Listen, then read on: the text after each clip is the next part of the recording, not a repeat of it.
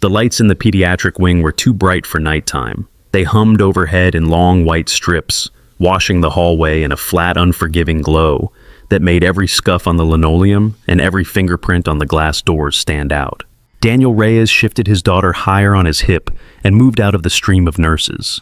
Mia was light, all thin limbs and sleepy warmth, her head resting in the notch of his shoulder. Her small hand curled in the collar of his jacket knuckles, pressed to his neck. "Is it still raining?" she mumbled against his shirt. "A little," he said. "Seattle never gets tired of itself."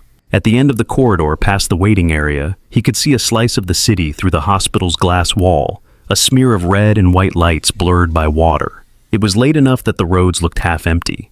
Late enough that he was already counting how few hours of sleep he would get before his alarm went off again. They had finished in the pediatric cardiology clinic half an hour earlier. The doctor had smiled and told Mia she was doing great. The words were supposed to feel solid. They still felt fragile in his hands. He adjusted the backpack on his other shoulder, the one stuffed with coloring books, snacks, and a small, patched-up teddy bear Mia insisted on bringing everywhere. The paper bracelet around her wrist crinkled when she squeezed his neck. The hospital intercom clicked, let out a hiss of static, and then a voice filled the ceiling. Code red, code red. O-negative blood needed immediately. Pediatric emergency. All available donors and compatible staff, please report to the blood center on level 2. The hallway did not exactly go silent, but something in it dropped. The rhythm changed. Footsteps sped up. A nurse who had been laughing with another at the station cut herself off mid-sentence and reached for the phone. Someone down the hall cursed under their breath. O-negative. The words hit in the center of Daniel's chest. His fingers tightened on Mia without meaning to, as if he could hold her closer than bone and skin allowed. She felt it and lifted her head, brown hair rubbing against his jaw. Her eyes were wide, still soft with sleep, but sharp enough to catch the tone of the room. "What is it?" she asked. "Emergency call," he said. His voice came out rougher than he planned. "They need a special kind of blood tonight." Mia blinked once, then twice. He watched the tiny line appear between her brows, the same line Elena used to have when she was thinking. "Like yours," she said. He did not remember telling her that, not in so many words. But kids listened when you thought they were playing. They listened when you muttered at forms, and clinic staff when a nurse said, "Well, at least O-negative is helpful everywhere." Daniel hesitated. The intercom repeated the message, the same calm voice, the same urgency underneath. "Yeah," he said quietly, "like mine." They were standing near the intersection of two corridors, one leading back toward the elevators, the other toward the main lobby. A gurney rolled past them, rattling a child under blankets, breathing through an oxygen mask. A woman not yet 20 followed with swollen eyes and a crumpled tissue, her steps catching on each tile. Mia watched them vanish around the corner. "Is somebody going to die?" she whispered. Her fingers tightened around his collar. Her chest rose against his ribs in fast, small breaths. He could feel her heart through the thin fabric, that quick, steady flutter that had never stopped sounding like a miracle. "Somebody is really sick," he said, "and the doctors are doing everything they can." "Then they need help," she said, as if it was an equation. "Right?" He did not answer. His gaze had drifted to the sign above the stairwell. White letters on blue plastic. Blood Center Level 2. An arrow pointed down the hall and out of sight. The intercom clicked off. For a second, all he heard was the buzz of the lights and the squeak of shoes and the distant ping of an elevator. Then another sound cut through it. High heels. Thin, sharp taps on linoleum, too quick to be casual. Mia felt the change in his body again and turned her head. He followed her eyes. A woman came into the corridor from the direction of the emergency department. Moving so fast, one of the residents had to flatten himself against the wall to keep from being run over. Her navy coat was half-buttoned, hair pulled back in a knot that had stopped pretending to be neat an hour ago. One sleeve of her white blouse was stained pink at the cuff, where she had wiped at her wrist and missed. She was talking to a nurse and not really breathing between words. "They told me she was crashing, that you lost her pressure. Someone said there was a match. Is that real, or were they just trying to keep me from losing my mind in the waiting room?" The nurse opened her mouth, then spotted the charge doctor further down and motioned the woman forward. "Ms. Lowell, come with me. Dr. Henley can update you. We are doing everything possible." Lowell? The name landed in Daniel's stomach like a stone dropped in water. He knew it before she turned her head, before the harsh fluorescent light hit the side of her face, before he saw the profile that had been on company newsletters, industry magazines, investor decks. Catherine Lowell, founder and chief executive of Lowell Dynamics, his employer. Her heels skidded once on the smooth floor, leaving a faint streak where the rubber met polish. She caught herself, barely broke stride. The nurse reached for her elbow and was shaken off without thought. They passed within a few steps of where Daniel stood. She did not see him at first. Her eyes were fixed on something only she could see. Some picture of a hospital bed or a monitor screen she was trying to outrun. Then Mia shifted, the backpack creaked, and Catherine's gaze snapped sideways. For a moment, there was nothing in her face but raw fear. No boardroom steel, no practiced neutrality. Just a mother pupil's blown wide, lips parted like she had forgotten how to breathe. Her stare flicked over Daniel and his uniform, the way it had 100 times in the lobby of the Lowell Dynamics building. Dark blue shirt, name patch over the pocket. Reyes. The standard issue badge clipped to his belt. If she recognized him, it did not show in the rush. Her eyes slid past him the way they always did, up until they dropped to Mia's wrist, to the hospital bracelet, to the little paper band that marked his daughter as a patient too. Something flickered in her expression, then something quick and messy, but it was gone as fast as it came.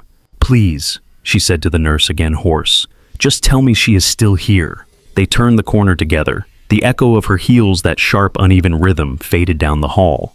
Mia leaned back to see where they had gone, then looked up at him. Her face was pale in the white light. "Daddy," she said, careful as if she was trying not to wake someone. "If that was me in there, and they needed the special blood, you would give it right." He swallowed. His mouth tasted like old coffee and antiseptic. "In a second," he said. "Then you should help," she said.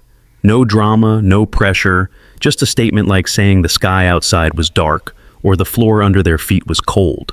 A transport orderly pushed an empty bassinet past them with one hand, humming under his breath. Somewhere behind a closed door, a baby wailed, thin and furious. The smell of disinfectant swirled with something heavier, the metallic tang of blood that had not yet been mopped away. Daniel shifted Mia off his hip and set her gently on the nearest plastic chair. It was the color of faded mustard bolted to the wall. "Sit here for a second," he said. "Hold on to Bear so he does not get scared." Mia hugged the teddy bear from the backpack, eyes never leaving his face. "Where are you going?" she asked. He glanced down the corridor toward the sign for the blood center and the arrow that pointed the way. "To see if I can help," he said. As he turned toward the sign for the blood center, as the hospital hallway seemed to thin around him, and the long white lights above blurred into a single pale streak.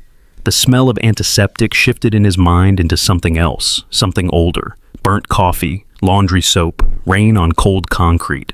The day had started in the dark. The alarm on his phone buzzed at 4:30, a narrow slice of sound in the small apartment. Daniel silenced it with one thumb before it could reach the second vibration. The room was still, the kind of still that carried every breath. He lay there for a moment, eyes open, watching the faint orange glow of the street lamp filter through the blinds. The ceiling above him was cracked in one corner. He had traced the line of that crack more mornings than he could count, following it from wall to light fixture, and back again the way other people read headlines. Mia exhaled in the twin bed across from his. The beds were close enough that he could have reached out and touched her foot if he wanted. She slept tangled in the blanket, hair across her face, both hands wrapped around the stuffed bear that had survived more washes than the fabric was meant for. He swung his legs over the side of the mattress and sat up slowly. The springs creaked once under his weight. He waited. Mia did not stir. The floor was cold under his feet.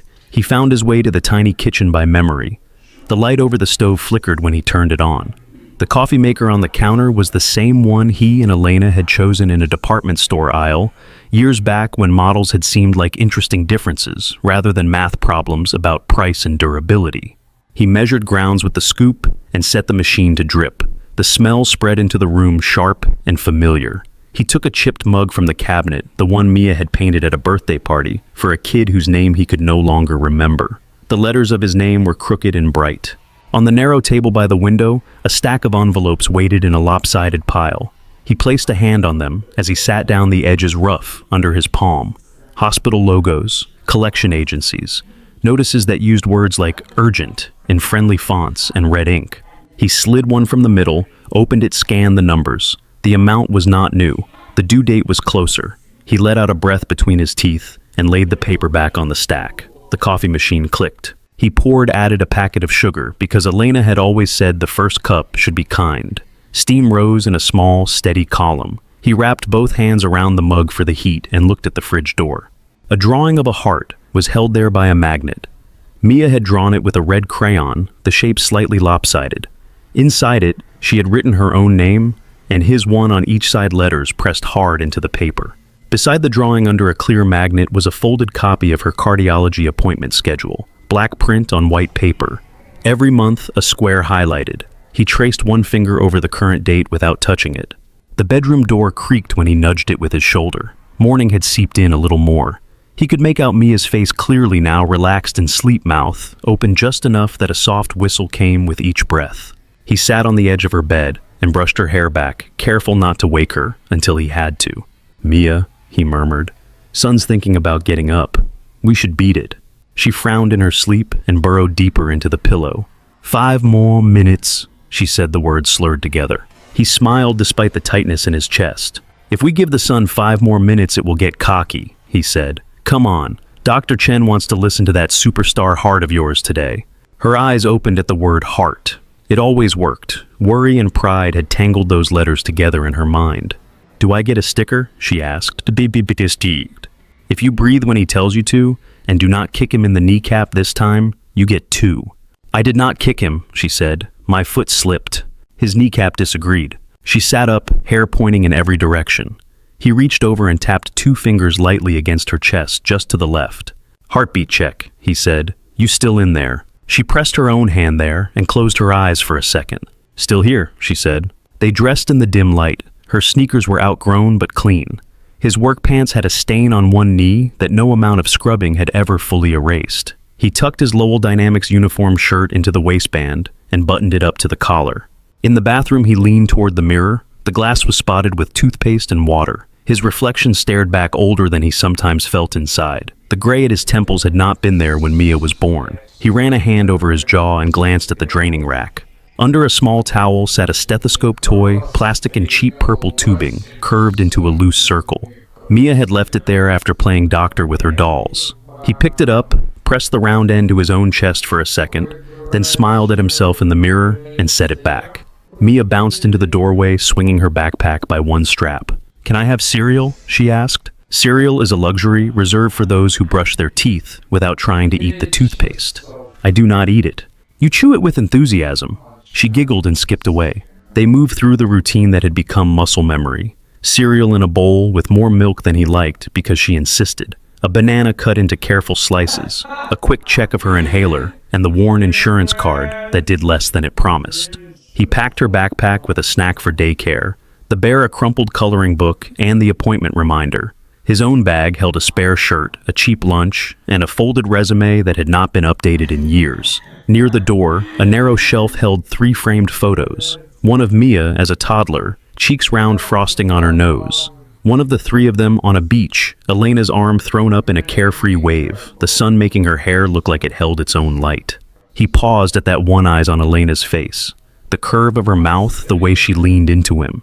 He could still hear her laugh in the kitchen when he came home complaining about some minor inconvenience at work. "You have 2 working legs and a kid who thinks you hung the moon," she had said once, drying her hands on a dish towel. "That is a pretty good baseline." He touched the edge of the frame with 2 fingers, then lifted the car keys, then remembered he no longer had a car.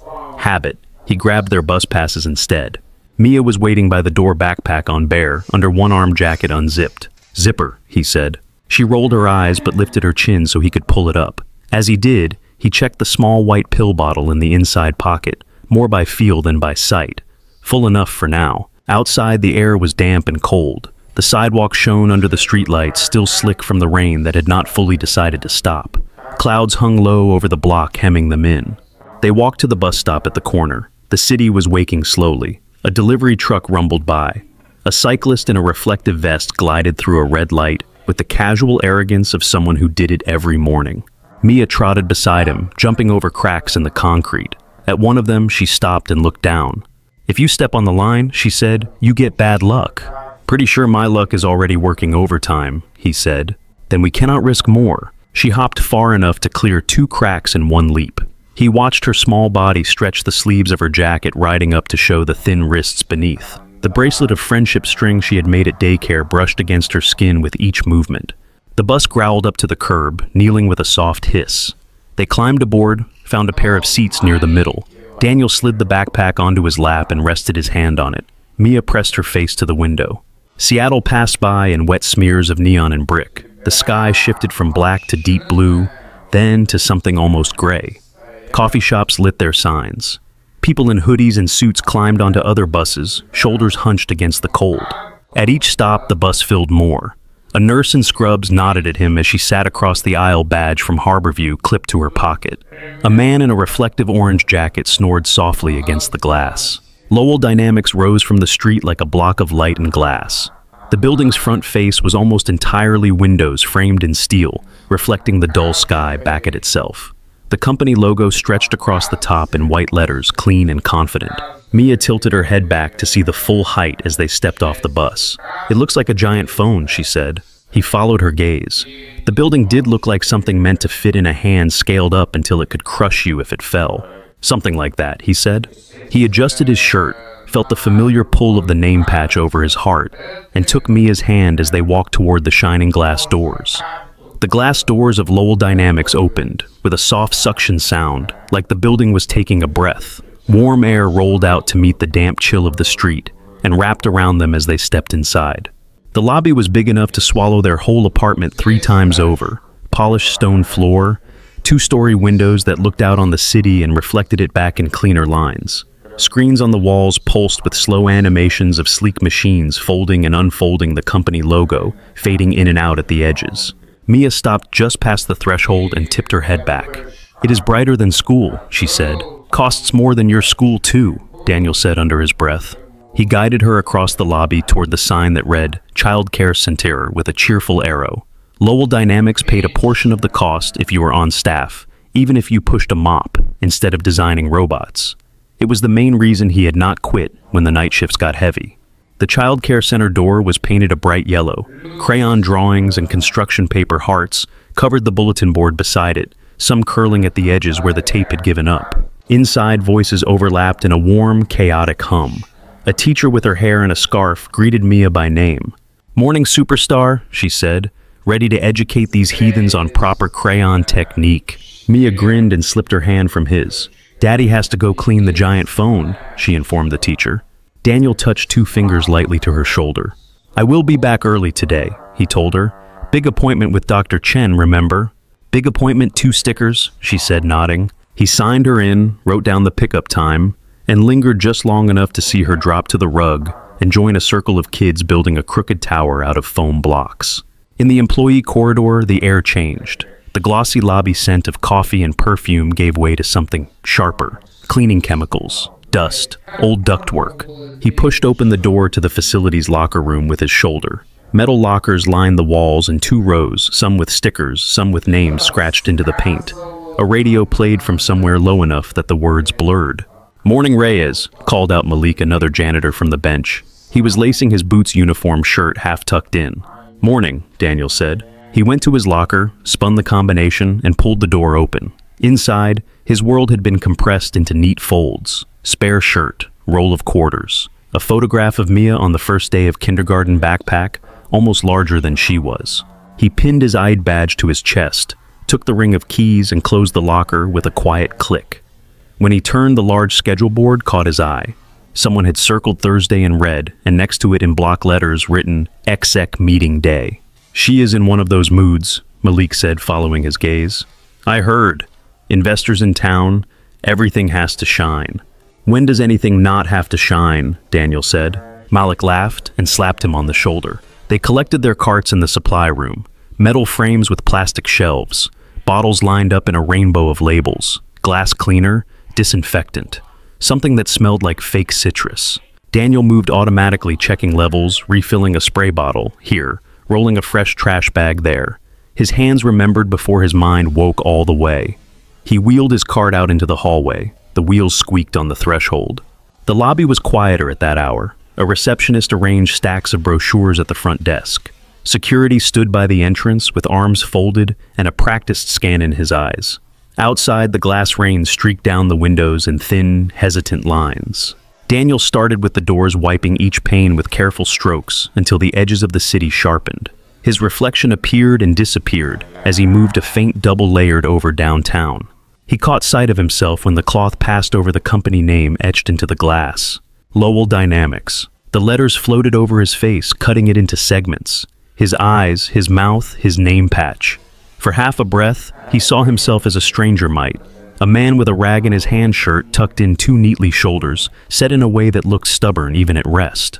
Reyes. The security guard approached, smoothing his tie. His name tag read J. Mendel in small print. "Morning," Daniel said. "You are early." "So are you," Mendel replied. He glanced toward the far end of the lobby, where two elevators waited behind steel doors. "She is in already." At 7:15, car dropped her at the curb at 7 on the dot. She walked in like she had a stopwatch going in her head. Mendel leaned closer. "Do yourself a favor. Keep the cart away from that elevator bank." Daniel nodded. "I am just finishing the windows." "You know how it is," Mendel said with a shrug that did not quite reach his face. "She sees clutter, she sees loss of control." The guard walked back to his post. Daniel turned to the next window. His cloth squeaked in the top corner, where a fingerprint had dried. Halfway through the row, the young guy from IT, Evan, stopped near his cart with a cardboard tray of coffee cups. "Machine on 7 is jammed again," Evan said. "You think you could look at it later?" "You have a whole department of people who understand machines," Daniel said. "Yeah, but none of them care if I get my caffeine on time." Evan shifted the tray, careful not to spill. "You saved my life last time." Pretty sure that was hyperbole. "My heart did a thing when I could not get my soda, felt medical." Daniel shook his head, but a small smile tugged at the corner of his mouth. "I will check it when I make the rounds," he said. "You are a hero." Evan walked on, calling a greeting to the receptionist. She laughed too loud at something he said. The normal noises of morning at a tech company swelled and ebbed. Phone screens lit up, laptops opened, sneakers squeaked on the stone. Daniel finished the last pane and turned to the floor. He plugged in the buffer and guided it across the marble with steady hands. The machine hummed and tugged against his grip, like it wanted to run ahead. He moved with it in slow, even passes, laying a shine down row by row. He lost track of time inside the rhythm. Turn, step, hum. The edge of the lobby near the executive elevators gleamed when he reached it. He pulled the machine back, leaving a narrow strip undone while he repositioned his cart. He did not hear her steps at first over the motor. Only when he switched the buffer off did the lobby sound reassert itself in layers. Conversations, phones, the distant hiss of the espresso machine in the cafe, and under that sharp and precise, the click of heels on stone. He turned. Catherine Lowell was 10 paces away, walking straight down the center of the lobby, as if the building were a hallway in her own house. Close up, she looked exactly like her photos, and not at all like them. The suit was as immaculate as always, dark fabric cut to her frame. The heels high, but not impractical. Her hair was pulled back in a smooth twist. Her face, though held attention, the pose shots never showed a tightness at the corners of her mouth. A focus that made the air around her feel thinner. Two executives trailed her with tablets in hand. A third hurried to catch up, breath already short. She was looking at the elevator display as she walked at some number ticking down from 10. She did not see the cart until she was 3 steps away. "What is this?" She did not raise her voice, but the words snapped the space in front of her like a rope pulled tight. The nearby conversations thinned and then faded. Daniel followed her gaze to the cart. It stood near the executive elevators, angled slightly across the path. There was enough room to pass if you did not mind walking near the wall. It looked different from where she stood. Bigger somehow. Less like a tool, more like an obstacle. "I am sorry, ma'am," he said. "I will move it." He reached for the handle. Catherine took one more step and stopped within arm's reach. Her eyes flicked over the bottles on the cart, the open drawer with folded rags, the coiled cord of the buffer. Her jaw clenched once. "This is the main access for my team," she said. "For investors, for clients, and you are leaving equipment scattered in front of it." "It is just for a minute," he said. "I am almost done. I did not mean to block anything." She looked at him, then really looked, and something in her gaze sharpened. It moved from his face to his uniform to the scuff on his boot, back up to the name on his badge. "If this is what passes for attention to detail on this floor," she said, "it explains a lot." Heat rose along the back of his neck. He wrapped his hand tighter around the cart handle. "I apologize," he said. "I will clear it." "You should not have put it here in the first place," she said. She turned her head toward the security desk. "Mendel." The guard straightened. "Yes, Ms. Lowell. Who supervises facilities on days like this?" "That would be Greg Torres, ma'am." "I want him in my office before lunch," she said. "With a report, pictures times names. I am done walking into this." Mendel swallowed and nodded. "Yes, ma'am." Daniel could feel eyes on him now. The receptionist, the IT kid, a cluster of junior staff near the cafe. No one spoke. A few shifted their weight from one foot to the other, as if their bodies wanted to move, but did not know where permission lived. He pulled the cart closer to himself, careful not to jostle the bottles. The plastic wheels squealed the sound too loud. "I am sorry for the inconvenience," he said. His voice stayed level by effort alone. "It will not happen again." Catherine studied him for a second longer. There was no recognition in her eyes. No sign that she had seen him every morning for 2 years. He was just a uniform in the wrong place, stays at the wrong time. "See that it does not," she said. She stepped around the space where the cart had been and approached the elevator. As she pressed the call button, her reflection joined his in the polished doors for a brief moment. 2 figures, different worlds. Then the doors slid open and she disappeared inside with her entourage. The lobby exhaled. Someone at the far end muttered something under their breath. The receptionist bent her head over a stack of forms as if they had suddenly become fascinating. Evan, half hidden behind a pillar, gave Daniel a look that mixed sympathy and helplessness. Malik rolled his cart out from a side hallway, eyebrows raised.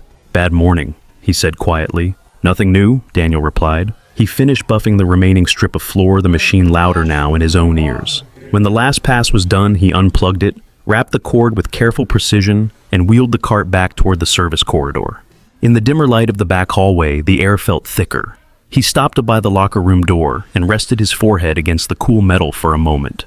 His phone buzzed in his pocket. He took it out, thumb brushing the cracked corner of the screen. A notification from the pediatric clinic reminded him of Mia's appointment time that afternoon. He stared at the words until they stopped blurring.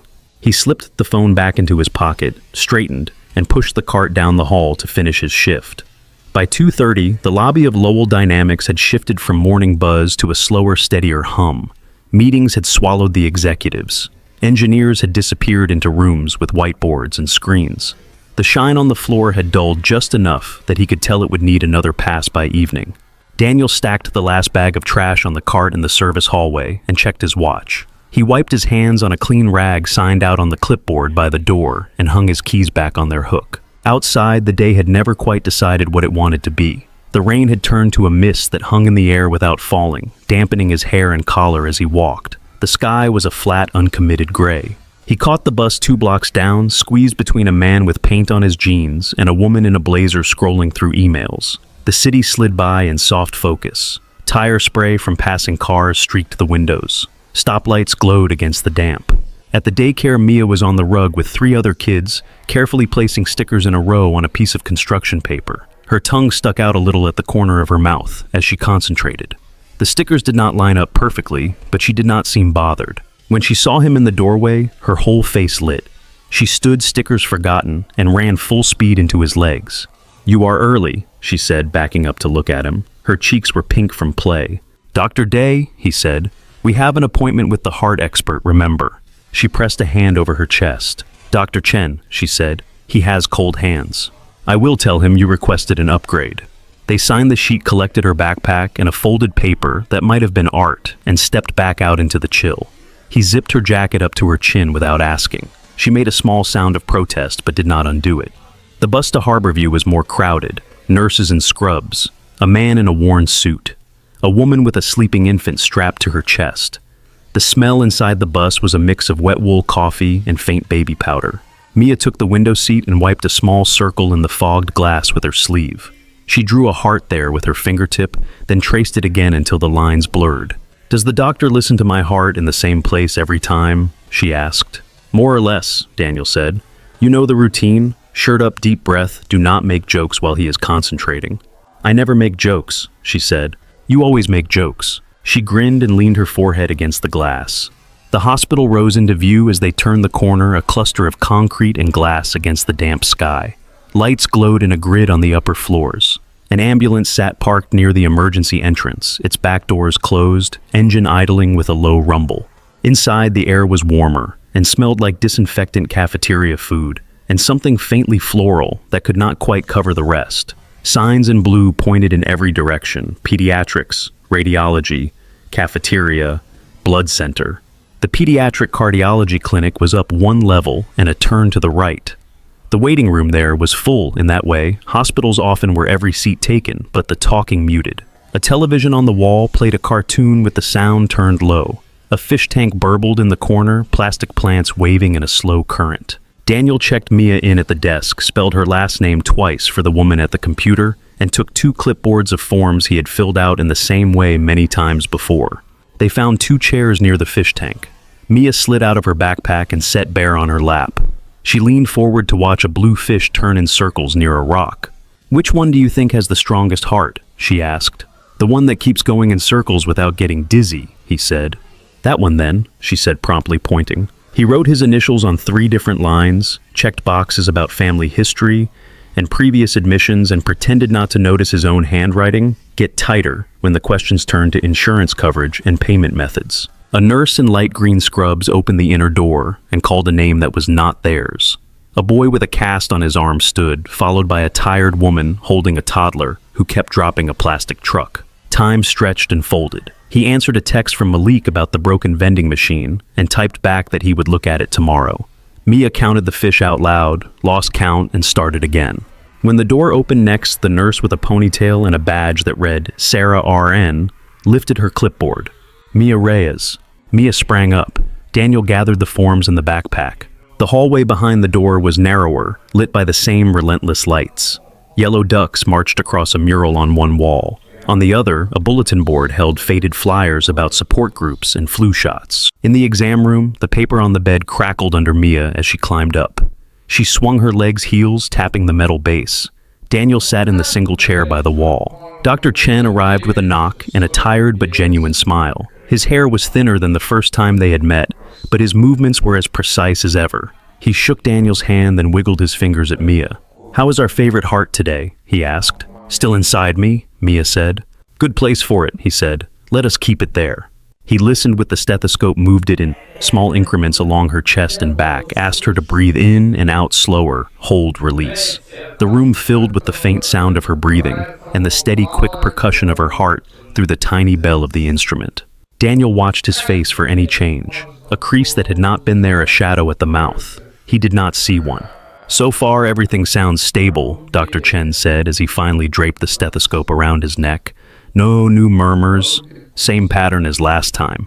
"Stable," Mia repeated. "That is a good word, right?" "It is a very good word," he said. He went over numbers on a chart, suggested another follow-up. In a few months, reminded Daniel which symptoms to watch for and which could wait until morning. Daniel nodded, asked 2 questions about activity levels and another about a school field trip that would involve walking up a hill. They left the room with a sticker on Mia's shirt, a cartoon heart with a smiley face. "It did not even hurt," she said as they stepped back into the hallway. "That is because you are brave," Daniel said. "I think it is because he is good at the cold hands thing now," she said. They walked back toward the main corridor.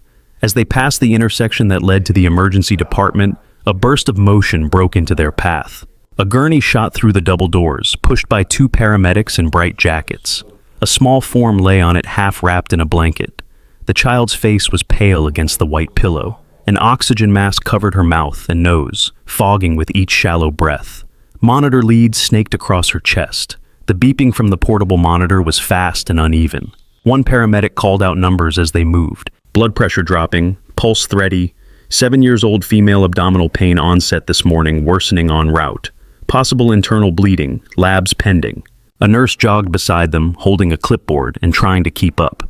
Daniel instinctively stepped back, pulling Mia with him, until his shoulders met the wall. The gurney passed so close he could see the child's lashes resting on her cheeks, every small freckle across her nose. In the space behind the gurney, a woman trailed one hand pressed to her mouth. Her hair hung loose from a bun, damp with sweat or rain, eyes wild.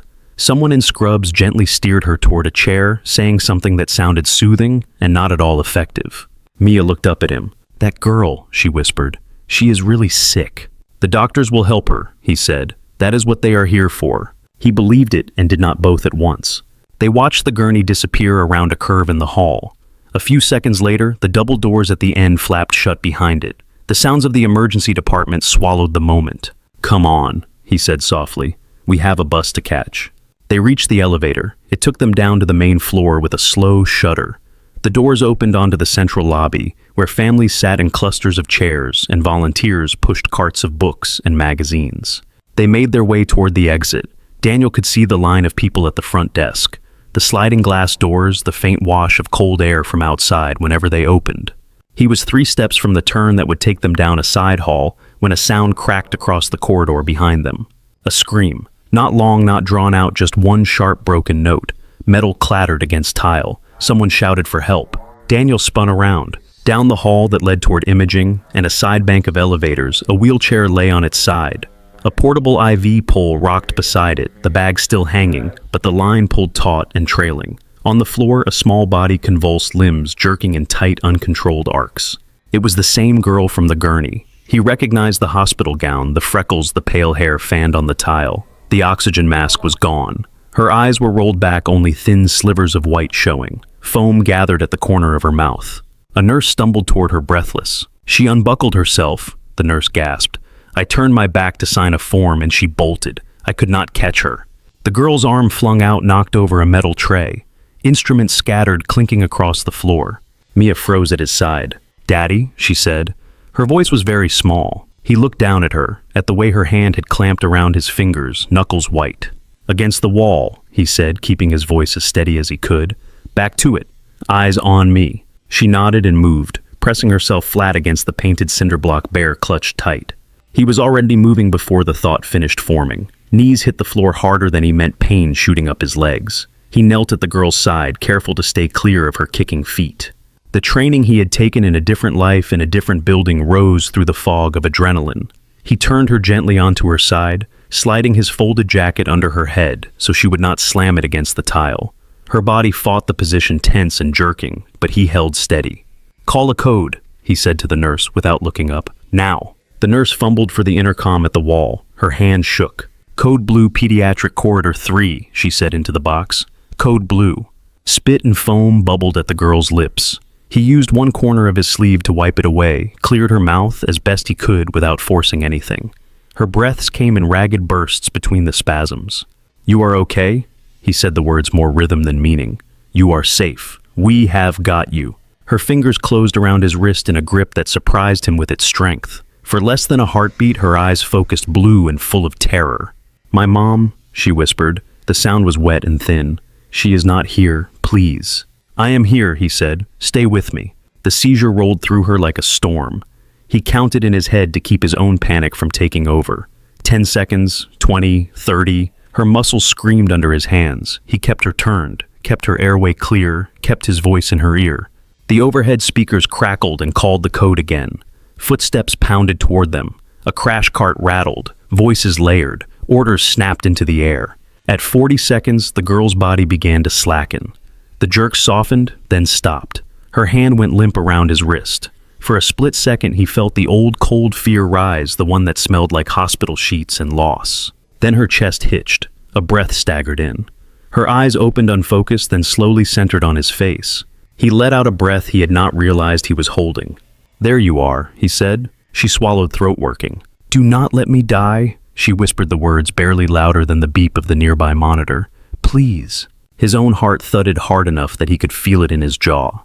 "I will not," he said. "I am right here." The crash team reached them, knees hitting the floor around the girl. Gloves snapped. A mask was pressed over her face. Someone attached a portable monitor and called out numbers. Daniel eased back, jacket still under her head, his legs numb from kneeling. The muscles in his hands trembled now that they were not needed. From the wall, Mia broke free and ran to him, slamming into his side with more force than her size should have allowed. "You helped her," she said, breathless. "You helped her." He put an arm around her shoulders and drew her close, eyes still on the girl as they lifted her back to the gurney. Somewhere in the blur of bodies and lights and noise, he heard another voice, high and broken in the distance, calling a name. He could not see the woman it belonged to. He only knew there was a mother nearby who was not at her child's side, and a child who had asked a stranger not to let her die. The crash team flowed around him until he was no longer needed. Someone slid his jacket out from under the girl's head with a quick apology so they could adjust the cervical collar. The cart jolted as they lifted it, then rolled away, its speed monitors chiming like frantic birds. For a few seconds, Daniel stayed on his knees on the tile. His muscles had not caught up to the idea that they could move again. The floor felt cold even through the fabric of his pants. A faint smear of saliva and foam darkened his sleeve where he had wiped the girl's mouth. Mia pressed herself into his side, small fingers digging into his arm. "Is she going to be okay?" she asked. He stood slowly, joints stiff. His heart thumped hard in his chest. Not from exertion, but from the echo of a memory it would not loosen. "She is in the right place," he said. "They got to her fast." It was the safest sentence he could find between truth and comfort. A nurse crouched to retrieve scattered instruments from the floor, metal clinking as she dropped them into a bin. Her hands were still shaking. When she looked up at him, there was gratitude in her eyes and something like shock. "You did exactly what you were supposed to do," she said. "Most people freeze." He did not know what to do with the compliment. He nodded once. "I had training," he said. She glanced at his shirt at the Lowell Dynamics logo stitched above his pocket. It did not match the training she had in mind. She opened her mouth to ask something, then closed it again as another call came down the hall. "Thank you," she said instead. He took Mia's hand. "Come on, kiddo," he murmured. "Let us get out of the way." They walked back toward the main lobby more slowly this time. Mia stayed closer than usual, her arm pressed against his. Bear was clamped between her and his side, the toy's stitched smile smushed into his jacket. "She looked scared," Mia said, "like really scared." "I know," he said. "Was she going to die?" The words landed between them with the same weight he had felt when they left his own mouth, years ago beside another bed. "She had a seizure," he said. "Her body was doing something it could not control. The doctors know how to help with that." Mia seemed to test the words against what she had seen. Her nose wrinkled. "When I cannot control my legs, you say I am just being silly," she said. "That is because when you stomp around the apartment, I can still see your eyes," he said. "You are there." She was not all the way there for a minute. Mia glanced up at him, then at the hallway they had left behind. "She said her mom was not there," Mia said. "Maybe her mom got lost." "Sometimes the hospital is very big," he said. "Sometimes they keep parents in a different room for a while." He did not say what else it could mean. He remembered signing papers in a family conference room, while Elena slept 3 floors away, tubes in her arms, machine lights blinking. He remembered the feeling of being in 2 places at once, and nowhere at all. They reached the elevator and rode it down in silence. The doors opened to the softer chaos of the main floor. Volunteers pushed carts of picture books. A toddler cried in the registration line. A janitor in green scrubs mopped up a spill near the vending machines, his mop leaving sharp, wet lines on the tile. Mia tugged his hand. "I am hungry," she said. "Not a lot, just a bit." He checked the time. Past 4. Too early for dinner, too late to pretend a snack would not happen. "We can grab something small before the bus," he said. "Fruit, maybe." She wrinkled her nose. "Fruit is not small," she said. "Fruit is responsible." He almost laughed. "We will negotiate," he said. They were threading through the cluster of chairs toward the cafeteria when the hospital intercom clicked on. The sound was familiar, but the quality of the silence that followed it was not. "Code red," the voice said. Calm, firm. "Code red. O-negative blood needed immediately. Pediatric emergency. All available donors and compatible staff, please report to the blood center on level 2. The second she heard the words, Mia stopped. Her head tilted as if the sound had come from somewhere inside her rather than above. The lobby changed. Not dramatically, not like the panic of a fire alarm, but in smaller ways. 2 nurses at the coffee cart turned to look at each other. A man in a white coat reached for his pager before the announcement even finished. The janitor in green paused his mop mid-swipe. O-negative. The syllables lodged under Daniel's ribs again the way they had before. It was a plain fact on his medical forms. Universal donor. Rare but not unique. Useful in an abstract way. The voice repeated the call. Level 2. Pediatric emergency. Beside him, Mia looked up slowly. "That is your kind," she said. "The rare kind." He could not tell her she was wrong. He also could not yet make his throat shape an answer, so he nodded once. "It is," he said. "Then they need you," she said. No drama, no pleading, just the straight line from one point to another. She had always been good at patterns. His first instinct was to deflect. "They have staff," he started. "A lot of people here have that type. They make announcements like this all the time." He heard the thinness of the lie as he said it. He had been in enough hospitals to know that was not true. Code Red did not sound like a script. It sounded like pressure. Mia was watching his face carefully, the change in him making something in hers tighten. "If that was me," she said, "and they needed that kind, you would go." It was not a question. He saw the picture she had made in her head herself, on a bed like that girl, wires and tubes, and a room full of strangers. The idea made his stomach turn. "In a heartbeat," he said. She nodded, as if that matched what she knew of him. Her hand found the hem of his jacket and held on. "Then somebody's dad has to do that for her," she said. The simplicity of it pressed against the part of his brain that counted and calculated. He could hear the other arguments assembling, the look at the envelopes on the table, the way the room spun a little when he stood up too fast some mornings. The job he had to show up for tomorrow with a body that worked. On a small metal panel to his left, the sign for the blood center pointed down a side corridor. White letters on blue plastic. It could have been any other sign in any other building, if not for the way it suddenly seemed heavier. He swallowed. "Sit here for a second," he said. He guided Mia to a row of molded chairs bolted to the floor. She climbed up without arguing, which told him everything about how serious this felt to her. She hugged Bear against her chest, his button eye pressed under her chin. "Do not move," he said. "I am going to ask a question." "Are you coming back?" she asked. He met her gaze. "You know I am," he said. Her shoulders relaxed a fraction. She nodded and settled back, small feet dangling above the floor. The corridor to level 2 was quieter. The overhead lights still hummed, but the noise of the main lobby thinned. Posters on the wall urged people to be heroes, to donate to save a life. The smiling faces on the posters looked impossibly rested. He followed the arrows until he reached a set of double doors with Blood Center printed in discreet lettering. Inside, the air was cooler. Chairs lined the walls, some empty, some holding people with colored bandages on their arms. A soda machine buzzed in the corner, full of bright cans.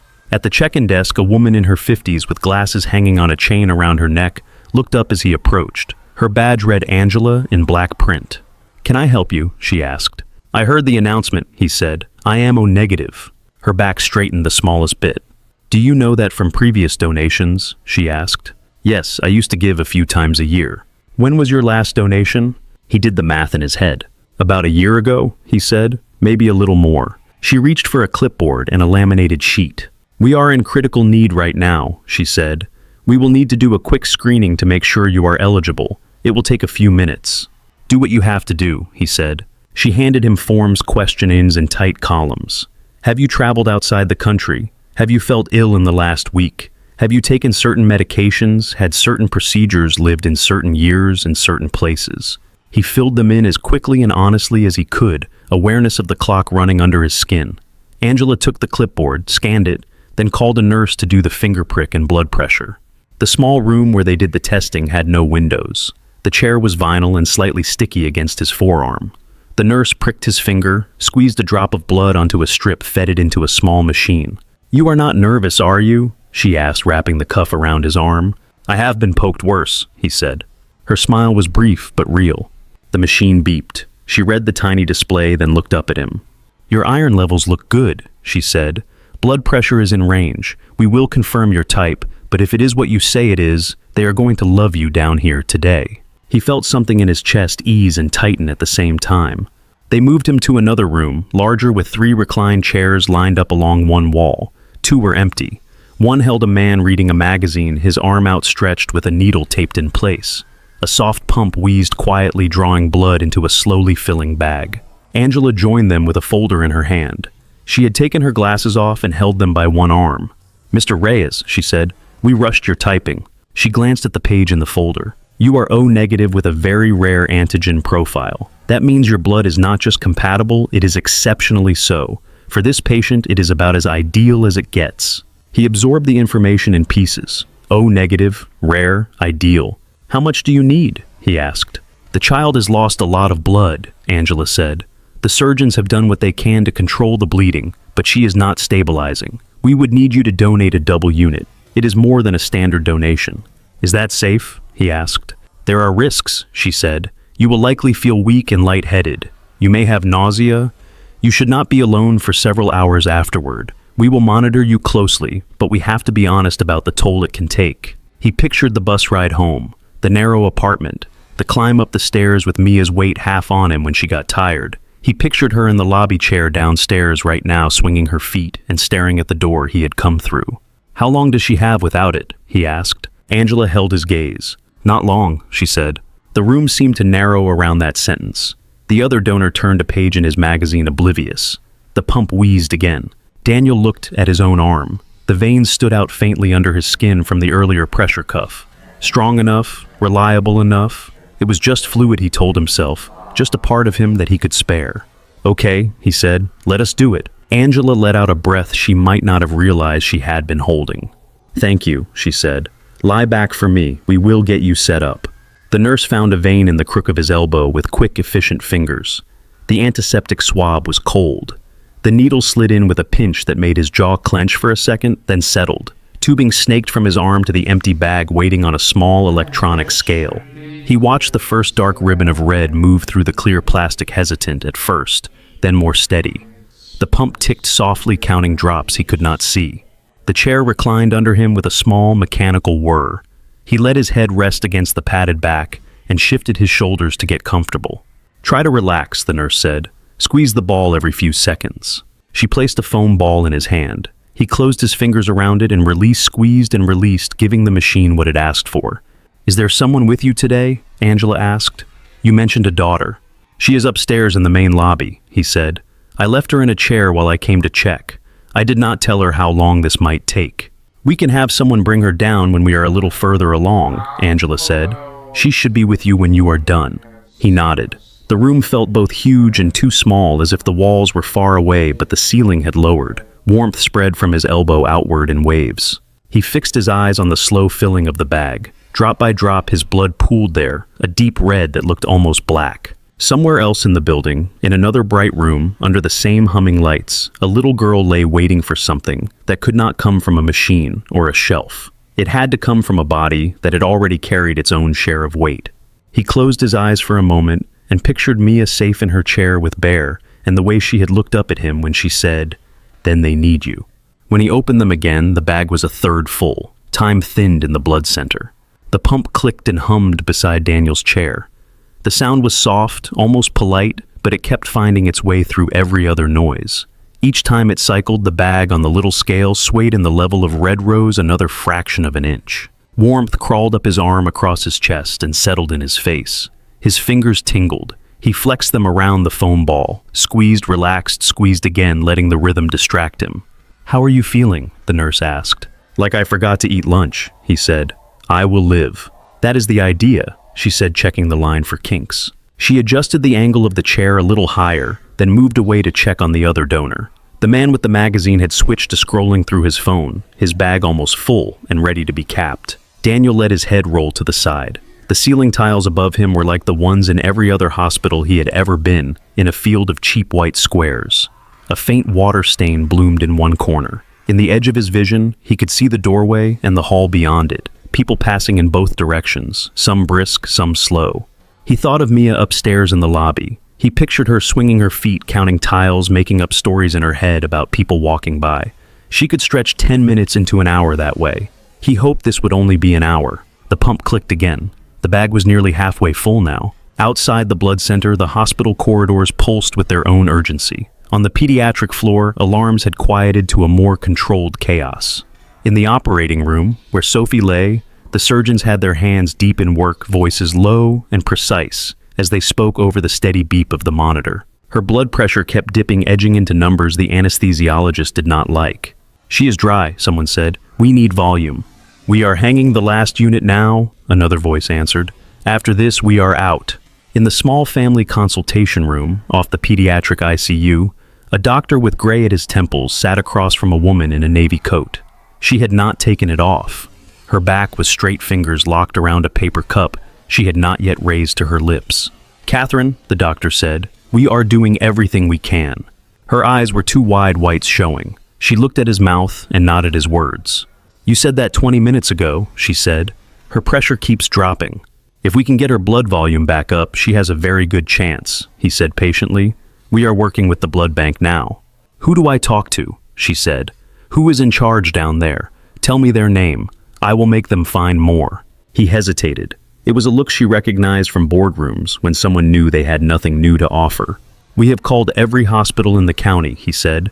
"We have asked the regional center for an emergency shipment. It will not arrive in time." For a heartbeat, she did not understand the last sentence.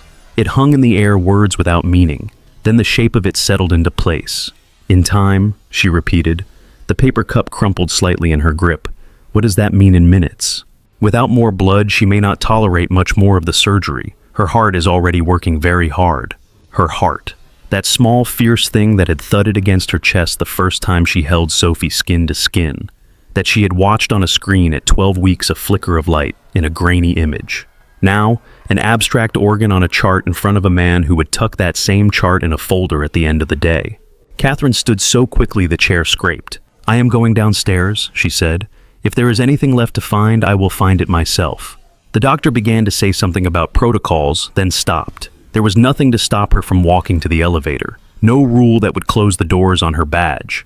The corridor outside the consultation room was too bright. Her eyes stung. She blinked the moisture back and moved heels striking the floor in a faster rhythm than usual. Nurses and residents stepped aside when they saw her face. She bypassed the main elevators and cut through a side hall she did not know well. Signs blurred at the edges of her vision. Respiratory therapy. Storage. She followed the arrows that pointed to laboratory services and then blood center in smaller print beneath. Her hand hit the elevator call button harder than necessary. The doors slid open. Inside, a man in scrubs pressed himself against the panel to give her space. The ride down felt slower than any trip she had taken from the top floor of Lowell Dynamics to the lobby. The elevator doors opened onto a narrower hallway with different sounds. Less chatter, more concentrated footstep noise, and the occasional rattle of a metal cart. The air was cooler here, with a faint scent of rubber and preservative. The sign for the blood center hung above a pair of double doors. She pushed through them without pause. Inside the room was busier than the last time she had been in a similar place years ago, to donate for a corporate drive back when giving blood had been a photo opportunity. Techs moved between stations. Phones rang. A fax machine impossibly spat out a page in the corner. She strode to the front desk. "I am looking for whoever is in charge," she said to the woman with the glasses. Angela looked up and recognized the expression. It did not matter that she did not know the face. Grief, fear, anger, and a kind of helpless fury at the limits of medicine all wore similar masks. "I am coordinating today," Angela said. "Are you a potential donor, Ms. Lowell?" Catherine said. "My daughter is upstairs, 7 years old. Abigail Sophie Lowell. She is in surgery. They said she needs O negative. They said you are out." Angela's eyes softened and sharpened at once. "We were out," she said. "We may have a donor." "May," Catherine repeated. The word tasted like sand. "You either do or you do not." Angela nodded, patient. "We have a donor on the chair right now," she said. "We already confirmed his type. He is a very good match. We are collecting a double unit from him. When it is processed, it will go straight to your daughter." The floor seemed to shift under Catherine's feet, as if she had stepped onto one of the moving platforms in the robotics lab. She grabbed the edge of the desk for balance. "Where is he?" she asked. Angela gestured toward the inner room with the recliners. "In there," she said. "You can see him from the hall window. We try not to crowd the donors." Catherine started walking before Angela had finished the sentence. The hallway outside the donation room had a large observation window. It was meant for classes, for groups on tours, for the occasional nervous friend who stayed just outside the line of needles. The glass was flawless, reflecting the fluorescent lights in a pale sheet. Catherine stepped up to it and looked in. 3 chairs, 2 occupied. One by the man with the magazine, now finished, his bag sealed, and labeled a bandage on his arm as he prepared to stand. In the middle chair, slightly reclined, sat the other donor. His left arm was extended on the armrest, elbow exposed. Tape held the needle in place. Tubing ran from his skin to the half-filled bag beside him, which swung slightly if he shifted his weight. His head was turned, eyes half closed. The uniform shirt he wore was familiar, the particular shade of blue she had walked past 100 times. The name patch over his chest was white with blue stitching. Reyes. For a second, the name did not connect with anything. Her brain had been moving in other circles. Numbers, vital signs, surgical risks. The company's stock price bizarrely flickering at the edge of it all, like a ticker she could not switch off. Then the image of the lobby that morning rose unbidden. The cleaning cart near the elevator. The man standing beside it, hand on the handle, apologizing that it was just for a minute. She saw again the way he had pulled the cart back, the way his shoulders had squared, the look in his eyes that she had not wanted to read. The different parts of the day clicked together, a cruel, neat puzzle. It was the same man. The janitor whose presence had irritated her in front of the investors in her head. The man whose name she had not bothered to learn, although it was stitched right there on his chest. He was watching the bag as his blood filled it. His jaw moved slightly, as if he were chewing over something unsaid.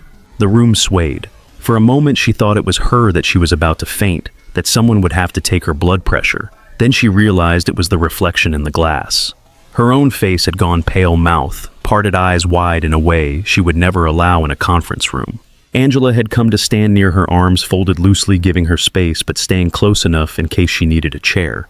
He answered the call almost as soon as it went out, Angela said quietly. Said he was O-negative, asked to be tested.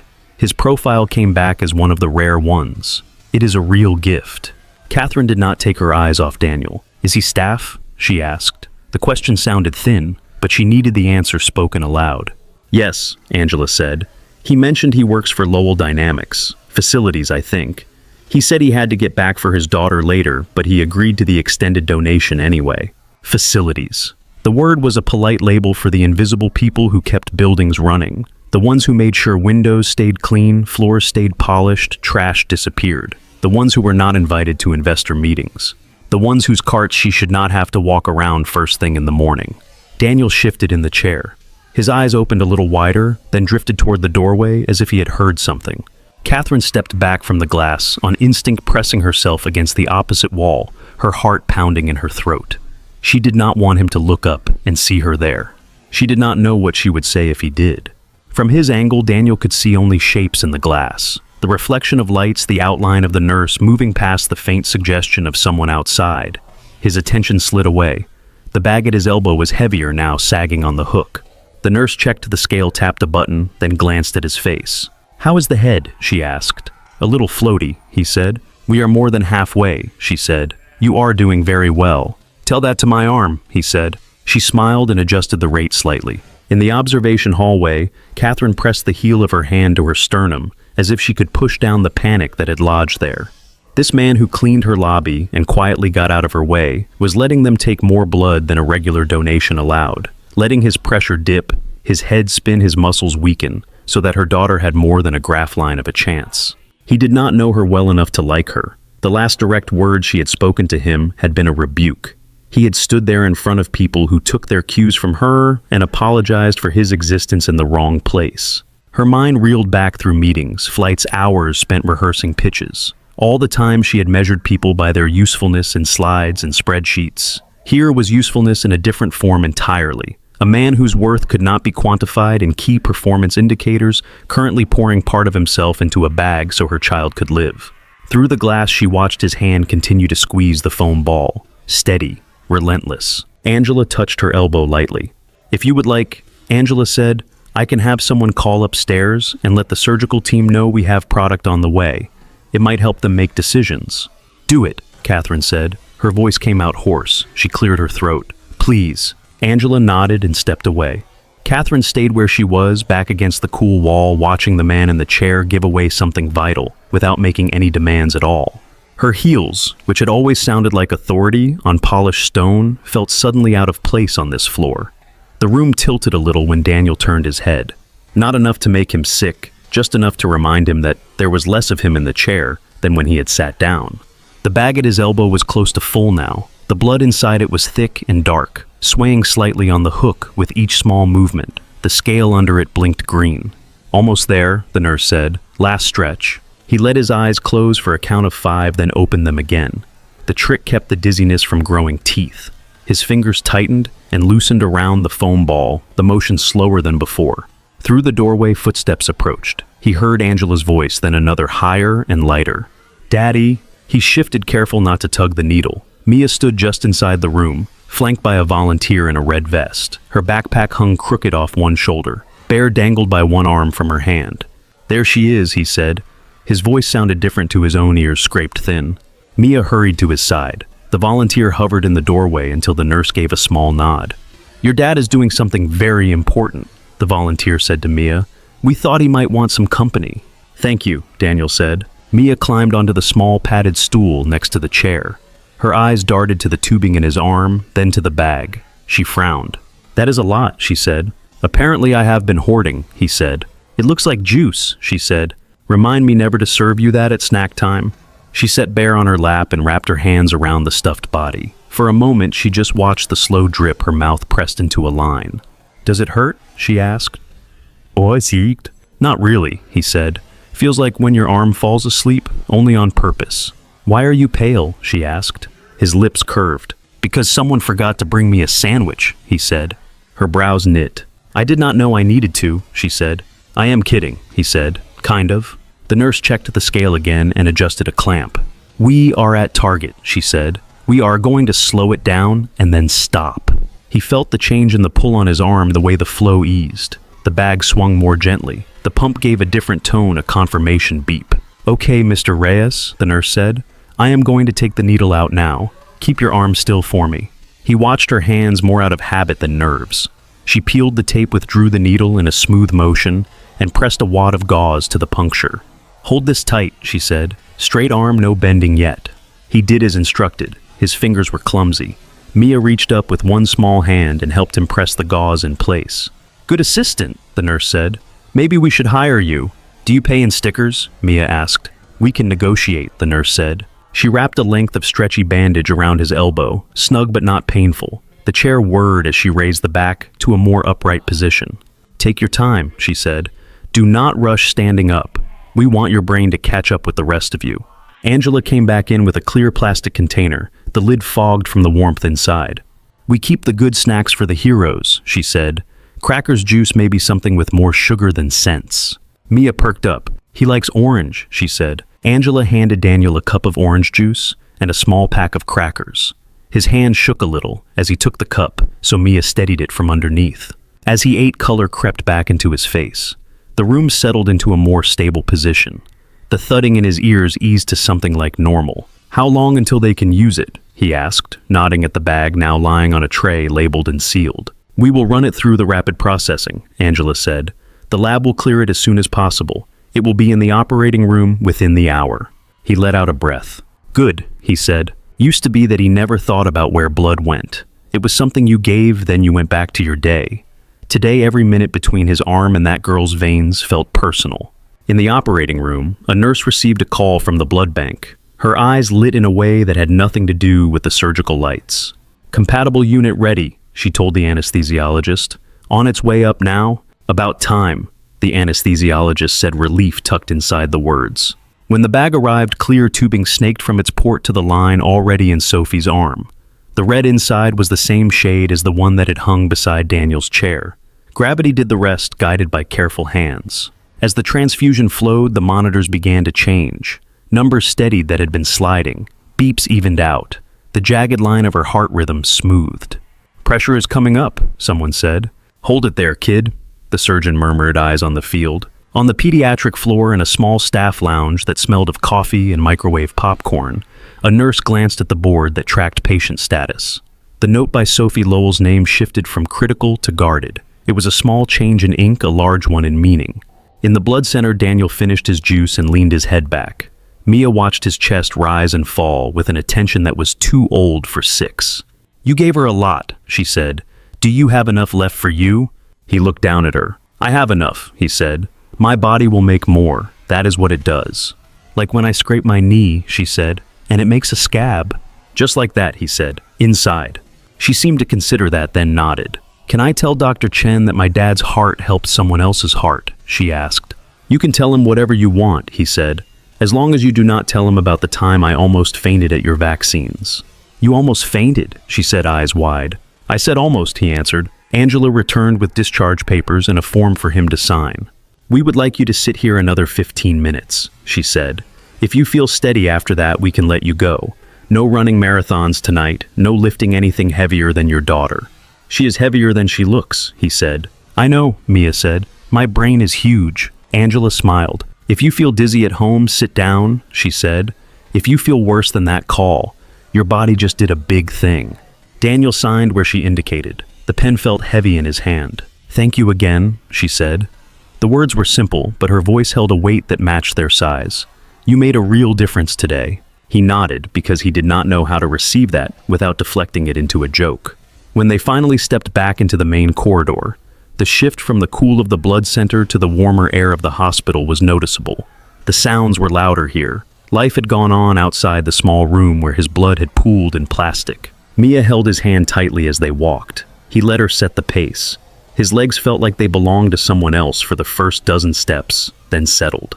On the pediatric floor, a nurse stuck her head into the family consultation room, where Catherine sat staring at a spot on the opposite wall. "Mrs. Lowell," the nurse said, "we just received word from the surgical team. Your daughter is stabilizing. The transfusion is working." For a second, Catherine did not react. The words floated in front of her. Then they sank in. Her shoulders dropped a fraction. The air she let out sounded almost like a sob. "Stabilizing," she repeated. "Her pressure is coming up," the nurse said. "They are closing now. Dr. Henley will speak with you when he comes out, but they wanted you to know she is responding." Catherine closed her eyes. The paper cup in her hand had gone cold. The coffee inside was untouched. "Can I see her when they are done?" she asked. "Yes," the nurse said. "She will be in recovery for a bit, then back to the ICU. We will bring you when it is time." Catherine nodded. The nurse stepped out quietly. Alone again, Catherine pressed her palms together and brought her folded hands to her mouth. It was not a gesture she usually made, not praying exactly, more like holding herself in place until her legs trusted the floor. She thought of the man in the chair downstairs, of the way the bag had filled, of the bandage that would now sit in the crook of his arm, a small square over a small wound. He had done that for a child he did not know, for a mother who had ignored him. The discrepancy sat in her chest like a stone. Evening fell outside while the hospital continued its own schedule. Nurses changed shift, staff rotated out. The sky beyond the windows went from gray to dark blue, and then to black, the city lights brightening to fill the void.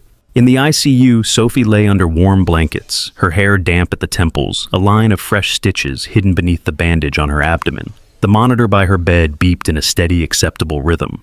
Her face had lost the gray cast it had worn in the operating room. A faint blush of color had returned to her cheeks. Catherine sat in the chair at her bedside, hand around her daughter's thumb, stroking absent circles on the back. "You scared everyone," she whispered. "Overachiever." Sophie did not wake, but her fingers twitched once in her mother's grasp. Hours later, when a nurse suggested she go home and rest, Catherine shook her head. "I am not leaving," she said. "At least get something to eat," the nurse said. "You will do her more good if you do not pass out." Catherine relented enough to stand. Her knees cracked in protest. The hospital corridor outside the room seemed longer than she remembered. Near the nurse's station, the same nurse from earlier approached her, a bit of paper in hand. "Ms. Lowell," she said, "there is something you should know." Catherine braced herself. For a moment, she thought the new information would be medical. "The donor," the nurse said. "Mr. Reyes." One of the other nurses recognized him from our volunteer clinic nights. He used to come in for free screenings when his wife was sick. Catherine focused on the nurse's face. "Wife," she repeated. "She had cancer," the nurse said. "They came here sometimes when insurance would not cover a test, or he could not get in anywhere else. After she passed, he started coming in alone. He always brings his daughter for her heart appointments. He works 2 jobs, no full coverage, but he never misses one of her visits."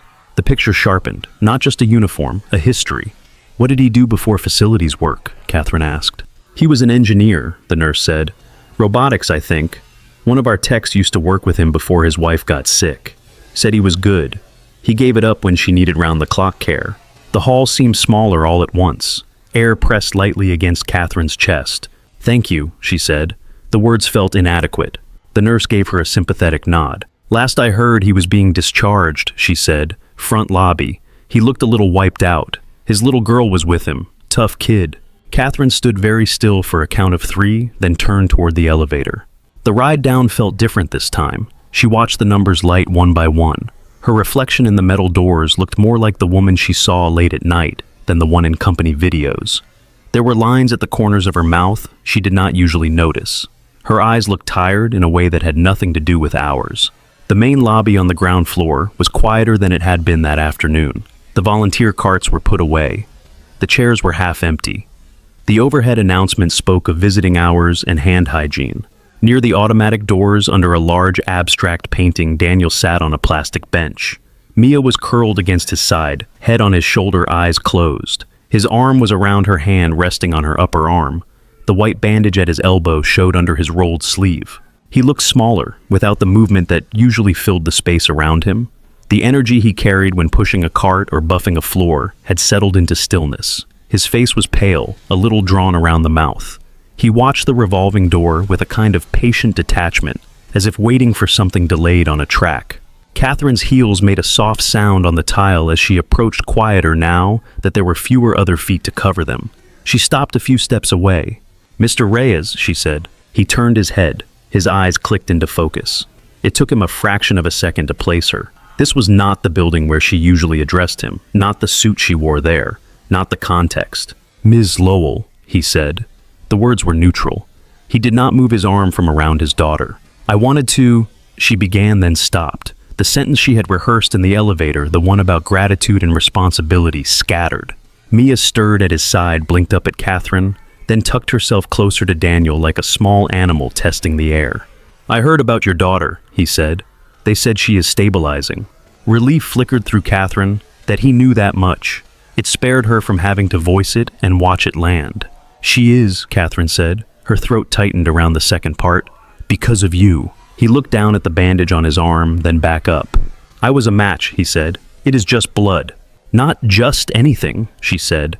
The words came out sharper than she intended. She softened her tone. "I treated you poorly this morning. That is an accurate way to put it. I did not see you, not really. Then when my daughter needed help, you did not hesitate." He let the silence sit between them for a moment. The hospital sounds filled it. A phone rang at the front desk. The automatic doors sighed open and shut. "I did not do it for you," he said. She nodded once. "I know," she said. "That is part of why it matters." Mia looked between them, eyes wide. Her gaze lingered on Catherine's face as if trying to reconcile this woman with some version she had heard about from her father or seen in a lobby doorway. "I am sorry," Catherine said. The words were plain. "For this morning, for before this morning, for every time you were in a room I walked through and I did not bother to see a person standing there." Daniel studied her. His expression was not easy to read. There was tiredness there and something like watchfulness. Not hostile, but cautious. "You do not owe me an apology," he said. She shook her head. "I do," she said, "whether you need it or not." They stayed like that for a breath, then two. From outside, a taxi pulled up to the front entrance and idled, its roof light glowing. "Are you heading home soon?" she asked. "You look like you should not be navigating buses tonight." "I called a cab," he said. "It will be fine." "Mia does not have a proper car seat in a cab," Catherine said. The practical detail arrived before she could stop it. "There are company cars with restraints. Let me arrange one. It is a small thing compared to what you have done." He glanced down at his daughter, at the way she was fighting sleep, even as her eyelids drooped. The thought of jostling her through bus transfers with his legs still unsteady flashed through his mind. "A ride would be appreciated," he said. "Thank you." Something in her shoulders loosened. "I will make a call," she said. She stepped aside to phone her assistant voice, turning brisk as she requested a car be sent to the hospital, with a child seat and given priority. Then she returned to stand a respectful distance away, hands folded in front of her. They waited like that in an uneasy but not entirely uncomfortable quiet until a dark sedan pulled up outside. The driver came in, confirmed Daniel's name and address, and led them to the entrance. Catherine walked with them to the curb. The night air was cooler here. The city sounds were closer. She watched as Daniel settled Mia into the car seat the driver had buckled in.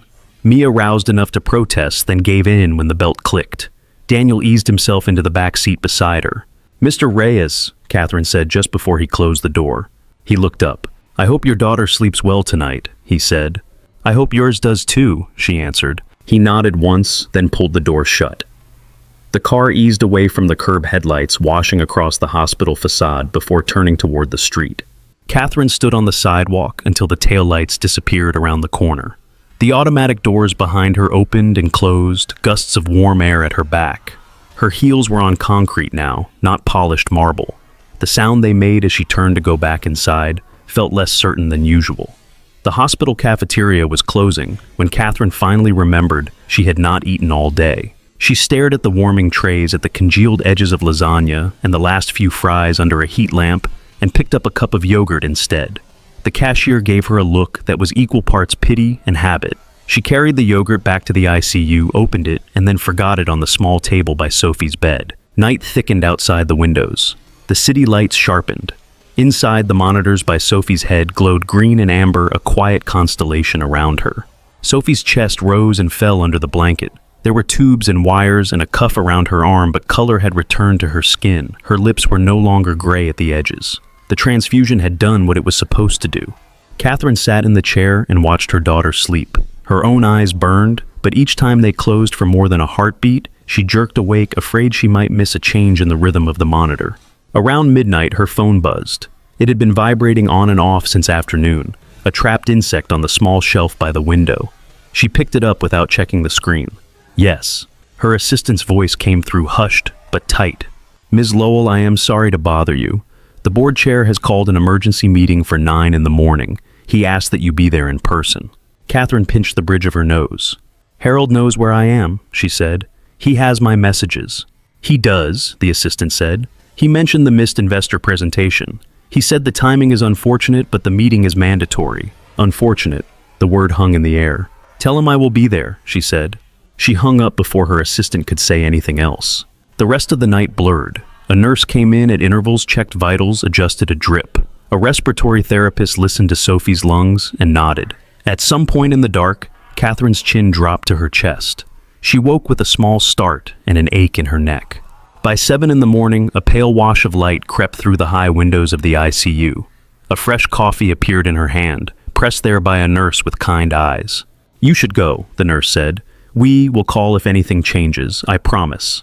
Catherine looked at her daughter for a long moment. Then she leaned down, pressed her mouth to Sophie's forehead, and breathed in the warm, faintly antiseptic scent of her skin. I have to go scare some old men in suits, she whispered. You keep resting. Sophie slept on, oblivious. Catherine straightened, smoothed her wrinkled blouse as best she could, and pulled on her navy coat. The fabric had creases from where she had sat hunched in the chair for hours. She did not have a spare. In the restroom near the ICU, she splashed water on her face and patted it dry with paper towels.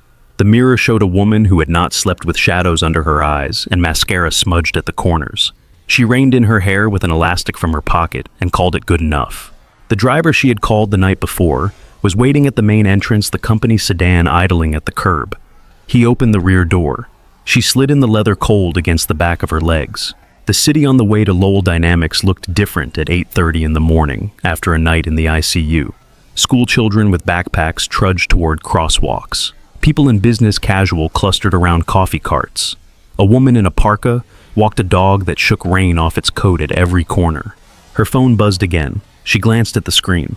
3 new emails from Harold, 2 from the investor relations team, 1 from the press office already worrying about rumors. She put the phone face down on the seat beside her. The Lowell Dynamics tower rose out of the wet streets, all glass and angles. From the car window, she could see the reflection of the sky on its surface. A pale gray shield that gave nothing away of what was inside. The lobby hummed with the start of a workday. Employees moved through security with ID badges held up. A receptionist answered phones with a practiced bright tone. The scent of espresso drifted from the cafe. Catherine's heels clicked across the stone as they always did. Heads turned instinctively, then looked away when they saw her expression. She took the elevator straight to the top floor. The boardroom was long and narrow, lined on one side with floor-to-ceiling windows that overlooked the city. The table was polished wood, dark and sleek. At the far end, the company logo was etched into frosted glass.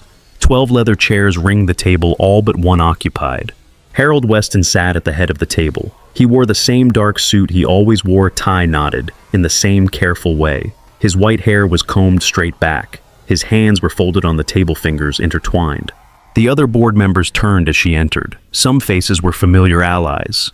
Some had always been more interested in quarterly returns than people. Thank you for joining us, Catherine, Harold said. His tone was formal. Please sit. She took her usual seat near the middle of the long side of the table. The leather whispered under her as she sat. She placed her phone screen down by her folder and laid her hands flat on the wood. We are all glad to hear your daughter is recovering, Harold said. You have our sympathies. However, there are concerns we need to address. There it was laid out in 2 sentences. Sympathy in one hand, concern in the other. She inclined her head once. Go ahead, she said. The investor presentation yesterday was critical, Harold said. We had representatives from 2 of our largest institutional shareholders present. When you left abruptly without explanation, it raised questions about your commitment to the company and its obligations. I informed the team there was a family emergency, she said. You left Robert to handle questions he was not prepared to answer, another board member said. There was confusion. The presentation lacked closure. Catherine looked at the speaker, a woman whose main focus had always been cost reduction. My daughter was in surgery, Catherine said. She was bleeding internally. When I walked into the operating floor, a surgeon told me she might not survive without blood that we did not have. I am sorry that Robert was uncomfortable for an hour. "I am not sorry I left." A silence settled over the table. Someone shifted in a chair. A pen clicked once. "We are not asking you to apologize for caring about your child," Harold said. His voice softened, then hardened again. "We are asking how you intend to reassure our investors that leadership will not be absent at key moments." Catherine let her eyes travel around the table, meeting each pair in turn. "For 15 years, I have given this company almost every waking hour," she said. "I have missed recitals, birthdays, first days of school.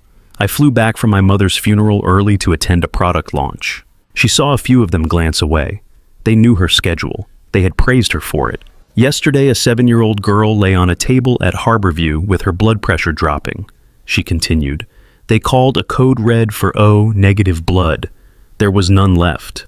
A man at that hospital, a man who works in our building cleaning our floors, answered that call within minutes. He let them take so much of his blood that he could barely stand afterward."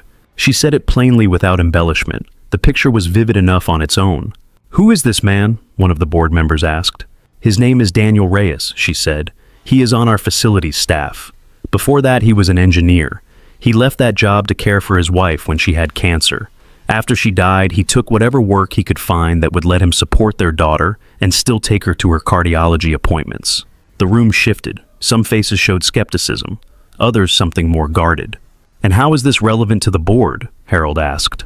"Because the girl on that table was my daughter," Catherine said, "and the man giving his blood to save her was the same man I humiliated yesterday morning in the lobby over a cleaning cart near the executive elevator." The sentence hung between them. In the glass behind Harold, her reflection stared back at her, between the letters of the company name. The faint ghost of a woman in a wrinkled blouse hair, pulled back in haste, shoulders set in a way that felt new. "I did not know his story when I did it," she said. "That is the point. I did not bother to know. I have built a culture here that rewards efficiency and punishes inconvenience. I have let that seep into how I see people." She folded her hands, then unfolded them palms flat again. "Our investors are asking if I have my priorities straight," she continued. "The answer is that for too long I have not. Yesterday made that impossible to ignore." Harold leaned back in his chair. "And your intention now?" he said. "My intention is to change what this company values, at least in the parts I control," she said. "We have 4,000 employees. Many of them have families. Some are single parents. Some work jobs that pay just enough to keep them scared. They come in every day and keep this place running, and we treat them as line items." "That is an oversimplification," the cost-focused board member said. "We provide competitive compensation packages." "For some," Catherine said, "not for all. We offer premium benefits to those on the upper floors, while the people scrubbing the bathrooms patch together coverage from 2 part-time jobs." Numbers she had memorized for the last compensation review rose in her mind. Insurance eligibility thresholds, turnover rates in facilities and support roles. She brought them out now, not on slides, but in sentences. "I wanted to create a program for parents in this company," she said, "especially single parents. Comprehensive health coverage that includes their children. Flexible hours that actually work with daycare schedules. Emergency funds for medical crises. Access to mental health support." "You are talking about a significant cost increase," the investor-friendly member said. "Shareholders." She cut him off with a look she usually reserved for underperforming executives. "I am talking about stabilizing the people who stabilize us," she said. "The ones who show up when the servers crash and when the toilets overflow. The ones like Daniel who have skills we waste because we do not see past their uniforms." Harold tapped one finger against the table. "Will this satisfy investors?" he asked. "Telling them we are increasing our operating expenses. We can frame it as risk mitigation," she said. "Lower turnover, higher productivity, better retention of experienced staff, fewer accidents. There are numbers to support all of that." She did not mention the other half of it, the part that had nothing to do with metrics. She suspected most of them would not know what to do with it. "I am not here to make you feel guilty," she said. "I am here to tell you that I am going to do this. If you want a leader who will ignore what she saw yesterday, you should replace me. If you want one who understands that a company is only as strong as the people you are not looking at, then back me." The room went very still. The board members exchanged looks, the silent language of shared risk. Harold watched her weighing the way he had weighed acquisitions and divestitures for decades. "You put us in a difficult position," he said eventually. "I know," she said. "You left investors yesterday," he said. "I did," she said. I would do it again. The honesty of it settled between them like a dropped stone. Harold exhaled long and slow. Draft a proposal, he said, with real numbers, presented at the next meeting. We will consider it. It was more than she had expected, less than she wanted. For now, it was enough. Thank you, she said. The meeting shifted to other agenda items, market updates, patent filings. There were questions she usually would have dominated. She answered when asked, concise and clear, then let the conversations move on. Her phone buzzed once. She glanced down. A message from the nurse at Harborview. Sophie awake, asking for you. The letters blurred for a second. She blinked them clear. Unless there is anything else that cannot wait, she said, cutting into a discussion about an upcoming conference. I need to return to the hospital. No one stopped her. She left the boardroom and walked past the line of framed photographs on the wall. Founders, award ceremonies, new product launches. In each one, she stood in the center smiling. The glass over the frames caught the light and threw back her current reflection, smaller and less sure. In the elevator down to the lobby, she pressed the button and watched the doors slide shut. Her face in the metal panel looked pale, but there was something different in the set of her mouth.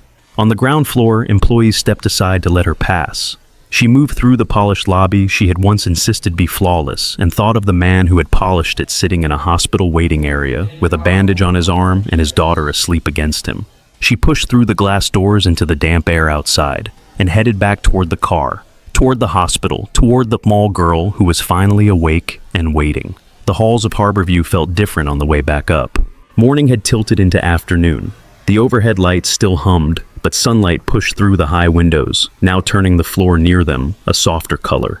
Visitors carried paper cups of coffee cradled in both hands. A child in pajamas rolled an IV pole decorated with stickers.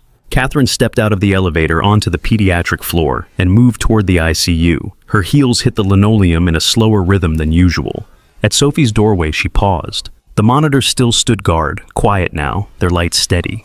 Sophie lay propped slightly higher on the bed, a pale blue blanket over her legs. Her hair was brushed back from her face. Someone had clipped it behind her ear with a small plastic barrette from the hospital supply, translucent and shaped like a flower.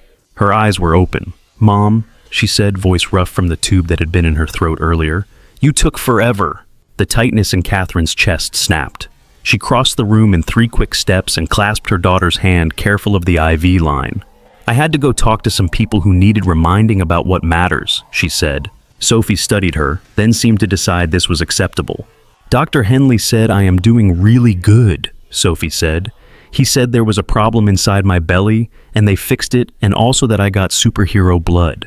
Catherine felt her mouth twitch. "Is that what he called it?" she asked. "He said a man came and gave me his blood," Sophie said. Her brow furrowed a little. "Like a donation. Like when we take clothes, we do not need any more to the place with the blue bins. Only it was not clothes, it was blood."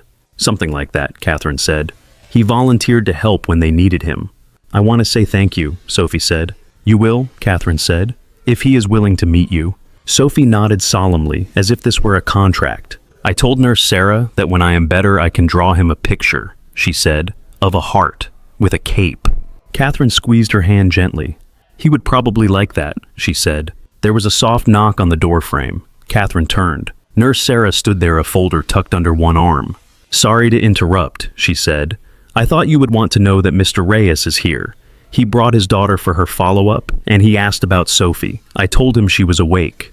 Catherine straightened. "He is on this floor?" she asked. "In the waiting area, by the vending machines," the nurse said. "He said his daughter wanted to make sure Sophie was okay." Sophie perked up. "Is that him?" she asked. "The blood man." Catherine looked from the nurse to her daughter, then back. "Could you ask him if he and his daughter would like to come in?" she said. "If Sophie gets tired, we will cut it short." "Of course," Sarah said. She stepped away. The sounds of the unit filled the gap she left. A cart rolling somewhere, a quiet chime from another room. Sophie shifted her head on the pillow. "Does he work with you?" she asked. "Like meetings and stuff?" Catherine considered her answer. "He works in the same building," she said. "He makes sure the building stays clean and working. He has an important job." "Cleaning is important," Sophie said. "If they did not clean in here, it would be gross." "Yes," Catherine said. "It would." A minute later, soft footsteps approached. Nurse Sarah appeared again, this time with Daniel just behind her in the doorway. Mia stood slightly in front of him, her hand tight around the edge of a piece of construction paper. For a second, no one moved. Daniel's face held the careful expression of someone entering a space that is not quite theirs. His shoulders were hunched as if ready to apologize for taking up room. He had changed into a clean shirt, but the faint impression of adhesive still marked the inside of his elbow. Mia's gaze flicked around the room, taking in the monitors, the wires, the way Sophie's arm lay with the IV taped to it. Her own hand clutched the drawing so firmly the paper bent. Catherine stepped aside, one hand lifting in a small invitation. "Please," she said, "come in."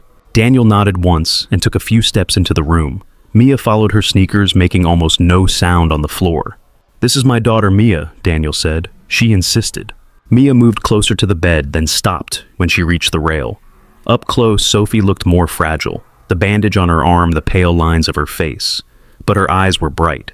"Hi," Sophie said. "I am Sophie." "I know," Mia said, then colored. "They said." Mia held out the construction paper. The drawing on it was crowded, as if she had tried to fit too much onto the space. A big red heart took up most of the center. Two smaller figures stood on either side of it, stick legs and round heads, hands joined. Above them, in uneven letters, she had written, "Thank you for staying." "I made this," Mia said. "For you."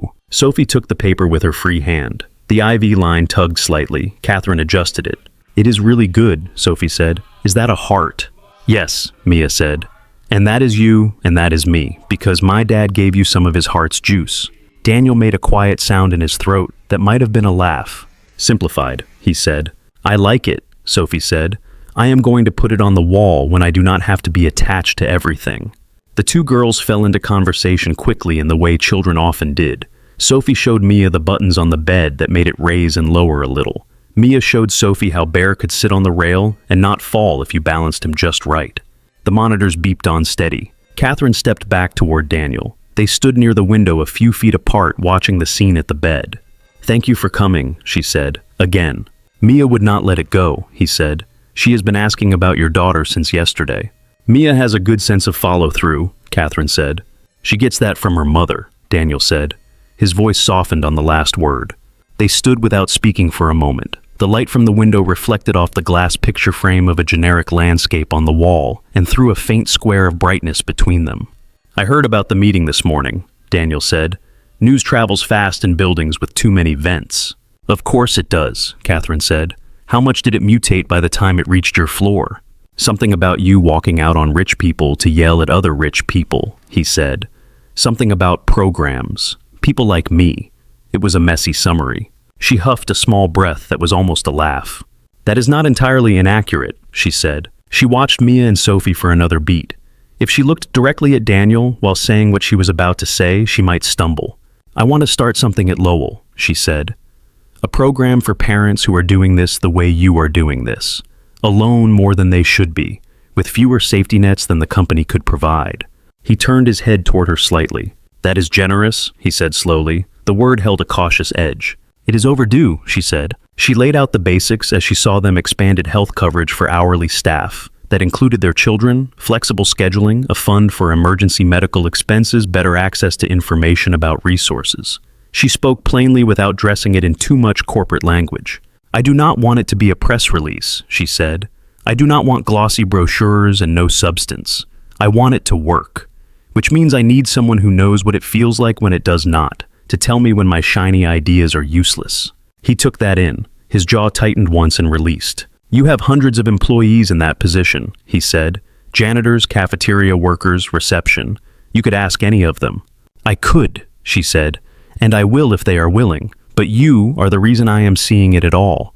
Your face is the one I cannot unsee when I think about how this company operates. You are an engineer, a parent, a person who knows how systems break in slow, ordinary ways."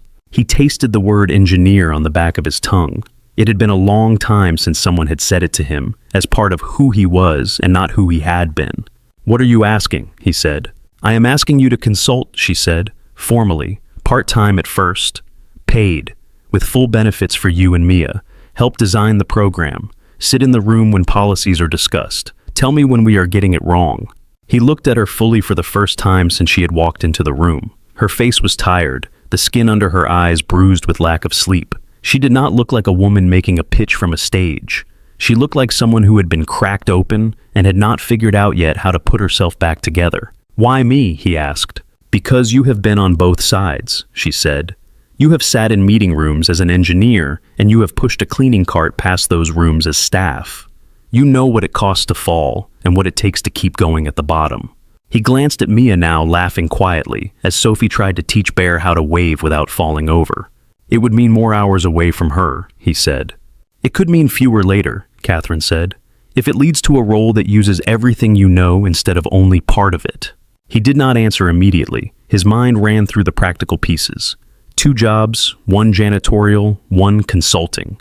The fatigue already etched into his bones. The possibility of dropping one if the other became solid enough to stand on. You understand that if I do this, he said finally, I am not going to be polite when I tell you something is broken. I am counting on that, she said. And if this turns into a photo opportunity, he said, a poster of the generous company helping the poor janitor, I am out. Her mouth curved without humor. I have had enough of posters lately, she said. I am not interested in being the hero of this story, not when I was part of the problem for so long. He nodded slowly. Then we can try, he said, with conditions. Name them, she said. Real authority in the room, he said. Not just a token chair at the edge. Access to information about what we can actually spend. And when I bring you stories from people downstairs, you listen, even if they make us both uncomfortable. Agreed, she said. He studied her one more beat, as if searching for the gap between what she said and what she might do. Then yes, he said, I will help. At the bed, Mia and Sophie had moved on to comparing scars. Mia traced the outline of the small, pale line on her chest from an earlier procedure. Sophie lifted the edge of her blanket to peek at the bandage on her abdomen. Mine looks like a line, Sophie said. Mine looks like a comma, Mia said. They are like secret punctuation, Sophie said. The monitor continued to beep, steady and indifferent to grammar. Catherine watched the 2 girls, their heads bent together, dark hair, and liked the cords and tubes draped around them like vines that would one day be removed. She likes Mia, Sophie said later, when the visitors had left and the room had gone quiet again. Mia likes her too, Daniel had said in the hallway, when they parted, Mia leaning against his side. Kids are better at this than we are. Now, in the small pause between the soft sounds of the ICU, Catherine stood by the window and looked out at the glass and steel of the city. For the first time in a long while, she let herself imagine the building she worked in, filling with something sturdier than polished floors and glowing screens. Behind her, Sophie sighed in her sleep, and the monitor traced the sound in quiet green lines. 6 weeks later, the lobby of Lowell Dynamics did not look quite the same. The stone floor still shone. The windows still rose 2 stories high, reflecting the sky and the city outside. The logo still hung over the reception desk, white letters on clear glass. But there was a small stage set up near the executive elevators, a low platform with a simple podium. Rows of folding chairs faced it. Some were already filled. Others waited for people who were still trailing in from different floors. For once the crowd was a mix. Engineers in hoodies, designers in dark sweaters, receptionists in neat blouses, cafeteria staff in polo shirts, facilities workers in blue uniforms like Daniel's. The security guard Mendel stood near the back off-duty for the hour, arms loose at his sides instead of folded. Near the front, Mia sat on a chair with her legs swinging sneakers, not quite reaching the floor. Beside her, Sophie fidgeted with a hospital bracelet she had kept as a souvenir, the plastic circle clacking softly against her thumb. Bear rested on Mia's lap, wearing a ribbon Sophie had insisted on tying around his neck. Banners hung on either side of the stage. The design team had kept them simple. No smiling stock photos, just the company name, and beneath it in smaller letters the title of the new program. Lowell Reyes Family Initiative. Catherine had wanted to leave her own name off. Daniel had argued otherwise. If your name is on it, he had said at one planning meeting, it is harder to shove it into a drawer when the budget gets tight. Now, as she stood behind the side curtain they had improvised from a folding partition, she smoothed the front of her jacket and eyed the lettering one more time. Harold waited near the front row, along with a few board members. They did not entirely blend in, but they looked less out of place than she would have expected. One of them checked her phone, then put it away when she saw Catherine looking. Daniel stood near the edge of the stage steps off to one side. He wore the same dark pants he used for his maintenance shifts, but he had traded the uniform shirt for a plain white button-down. It made him look more like the engineer he had once been, though the calluses on his hands told both stories. "Ready?" Catherine asked. "Not even a little," he said. "Good," she said. "Me neither." She stepped out first. The low murmur in the lobby dipped, then quieted as people noticed her. The microphone picked up a faint buzz and then settled. "Thank you for coming," she said. Her voice echoed lightly against the stone and glass. She watched it land, faces tipped up toward her, some curious, some wary, some openly skeptical. "You all have your own reasons for being in this room," she said. "Work, courtesy. Maybe someone promised there would be donuts afterward." A ripple of small laughter moved through the crowd, easing the tightness in her shoulders. "I asked for this gathering because something happened in another building in this city," she said. "Not here, at Harborview Children's Hospital." She did not tell the whole story again. Most people had heard some version by now. Instead, she sketched it in quick strokes. A child in surgery, a blood shortage, a call over the intercom. "A member of our staff heard that call while he was waiting for his own daughter's appointment," she said. "He went to the blood center and offered to help. He gave more than is usually asked. It was not without risk to him. He did it anyway." She let that sit for a beat. "That child was my daughter," she said. "The man was Daniel Reyes." Heads turned toward him. Daniel shifted his weight and kept his eyes on a fixed point at the back wall. "I am not telling you this to embarrass him," she said. "I am telling you because it forced me to see something I had been ignoring. That there are people in this company carrying burdens I never accounted for. People who make it possible for us to do what we do upstairs while they worry about medical bills, childcare, and shifts that do not line up with the school day." Her gaze moved over the uniforms, the name badges. She thought of the stories she had heard over the last few weeks in conference rooms that had never hosted those voices before. A single father in shipping trying to manage dialysis appointments for his mother. A cafeteria worker covering her sister's rent. A receptionist who hid her panic attacks in the restroom between calls. "We cannot fix everything," she said, "but we can stop pretending that these things are not part of our work." She gestured to the banner. "The Lowell Reyes Family Initiative is a start," she said. "It provides full health coverage for dependents to all full-time staff, regardless of title. It creates an emergency fund for medical crises. It sets up flexible scheduling options for parents and caregivers in roles that have never had that choice before. It gives employees access to real information about resources outside these walls, not just a pamphlet no one explains." She did not quote numbers. Those would come later in documents and emails. Right now, she wanted faces, not charts. "This program exists because one of our own reminded me with his actions that the floor in this lobby is not the only thing that needs attention," she said. She turned toward Daniel. "Daniel," she said, "would you join me?" He knew it was coming, but his stomach still tightened. Mia caught his eye and gave him both thumbs up, face earnest. Sophie made a little shooing motion with her hands.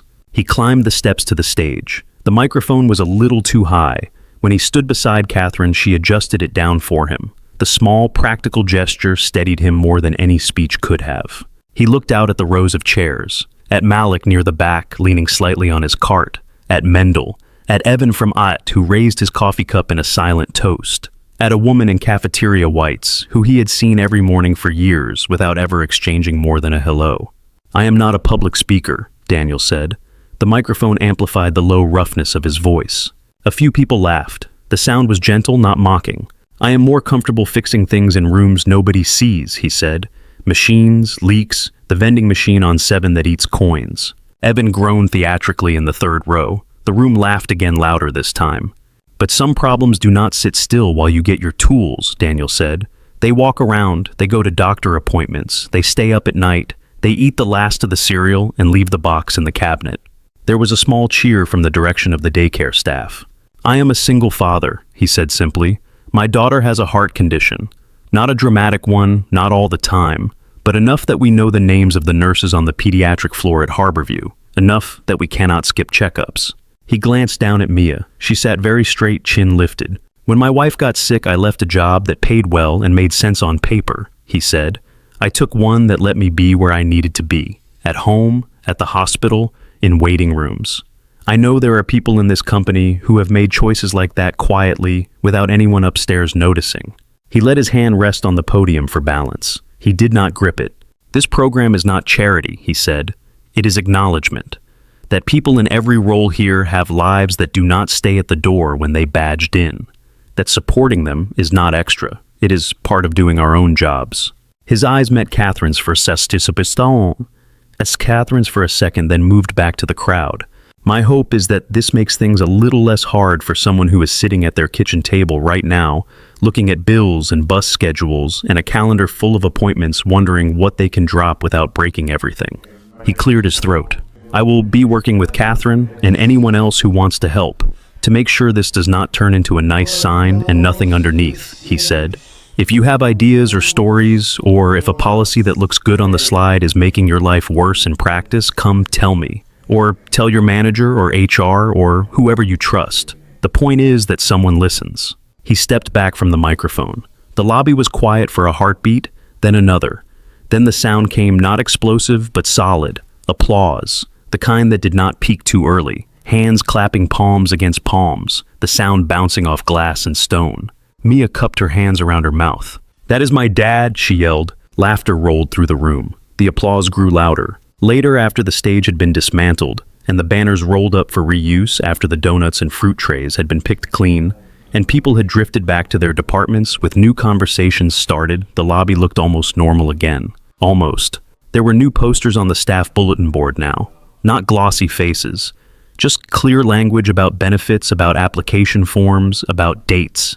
There was a line at the HR kiosk that had never been there before. Outside, the sky had cleared. 3 months after the surgery, and the board meeting and the launch, winter settled over the city.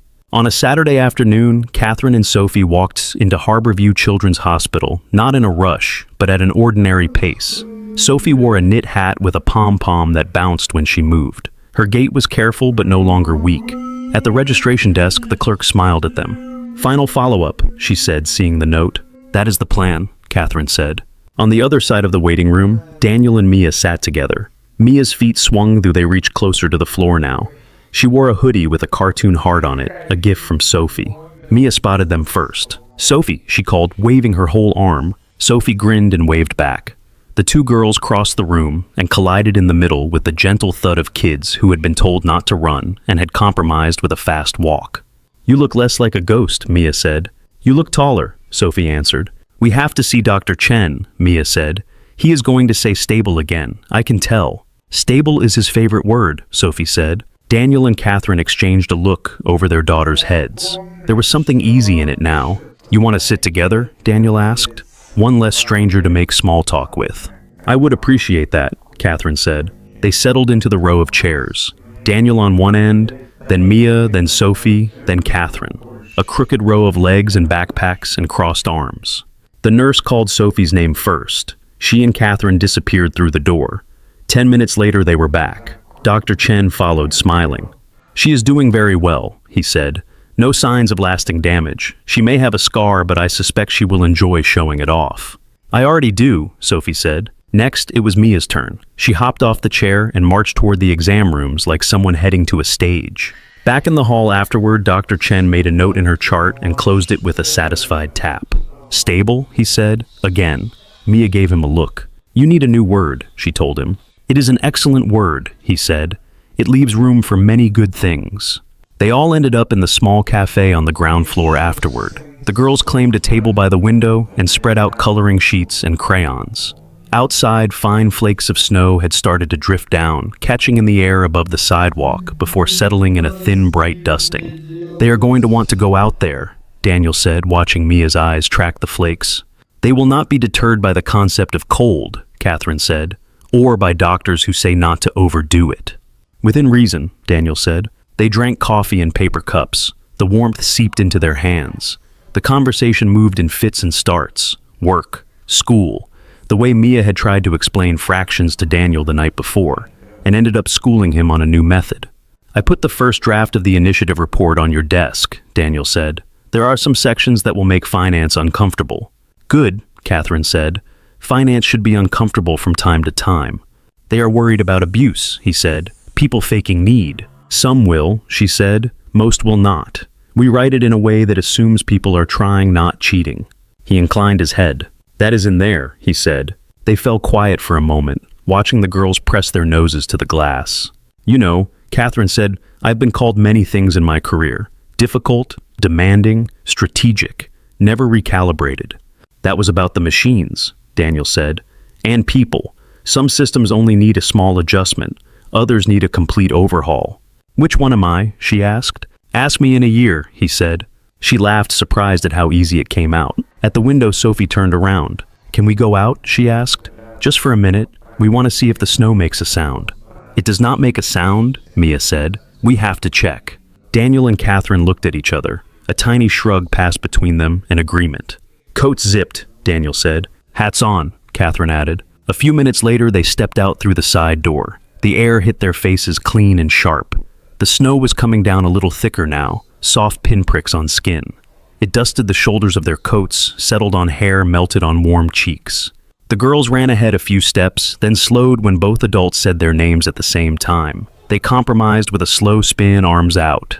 It is quiet, Mia said, tilting her head back, mouth open to catch flakes on her tongue.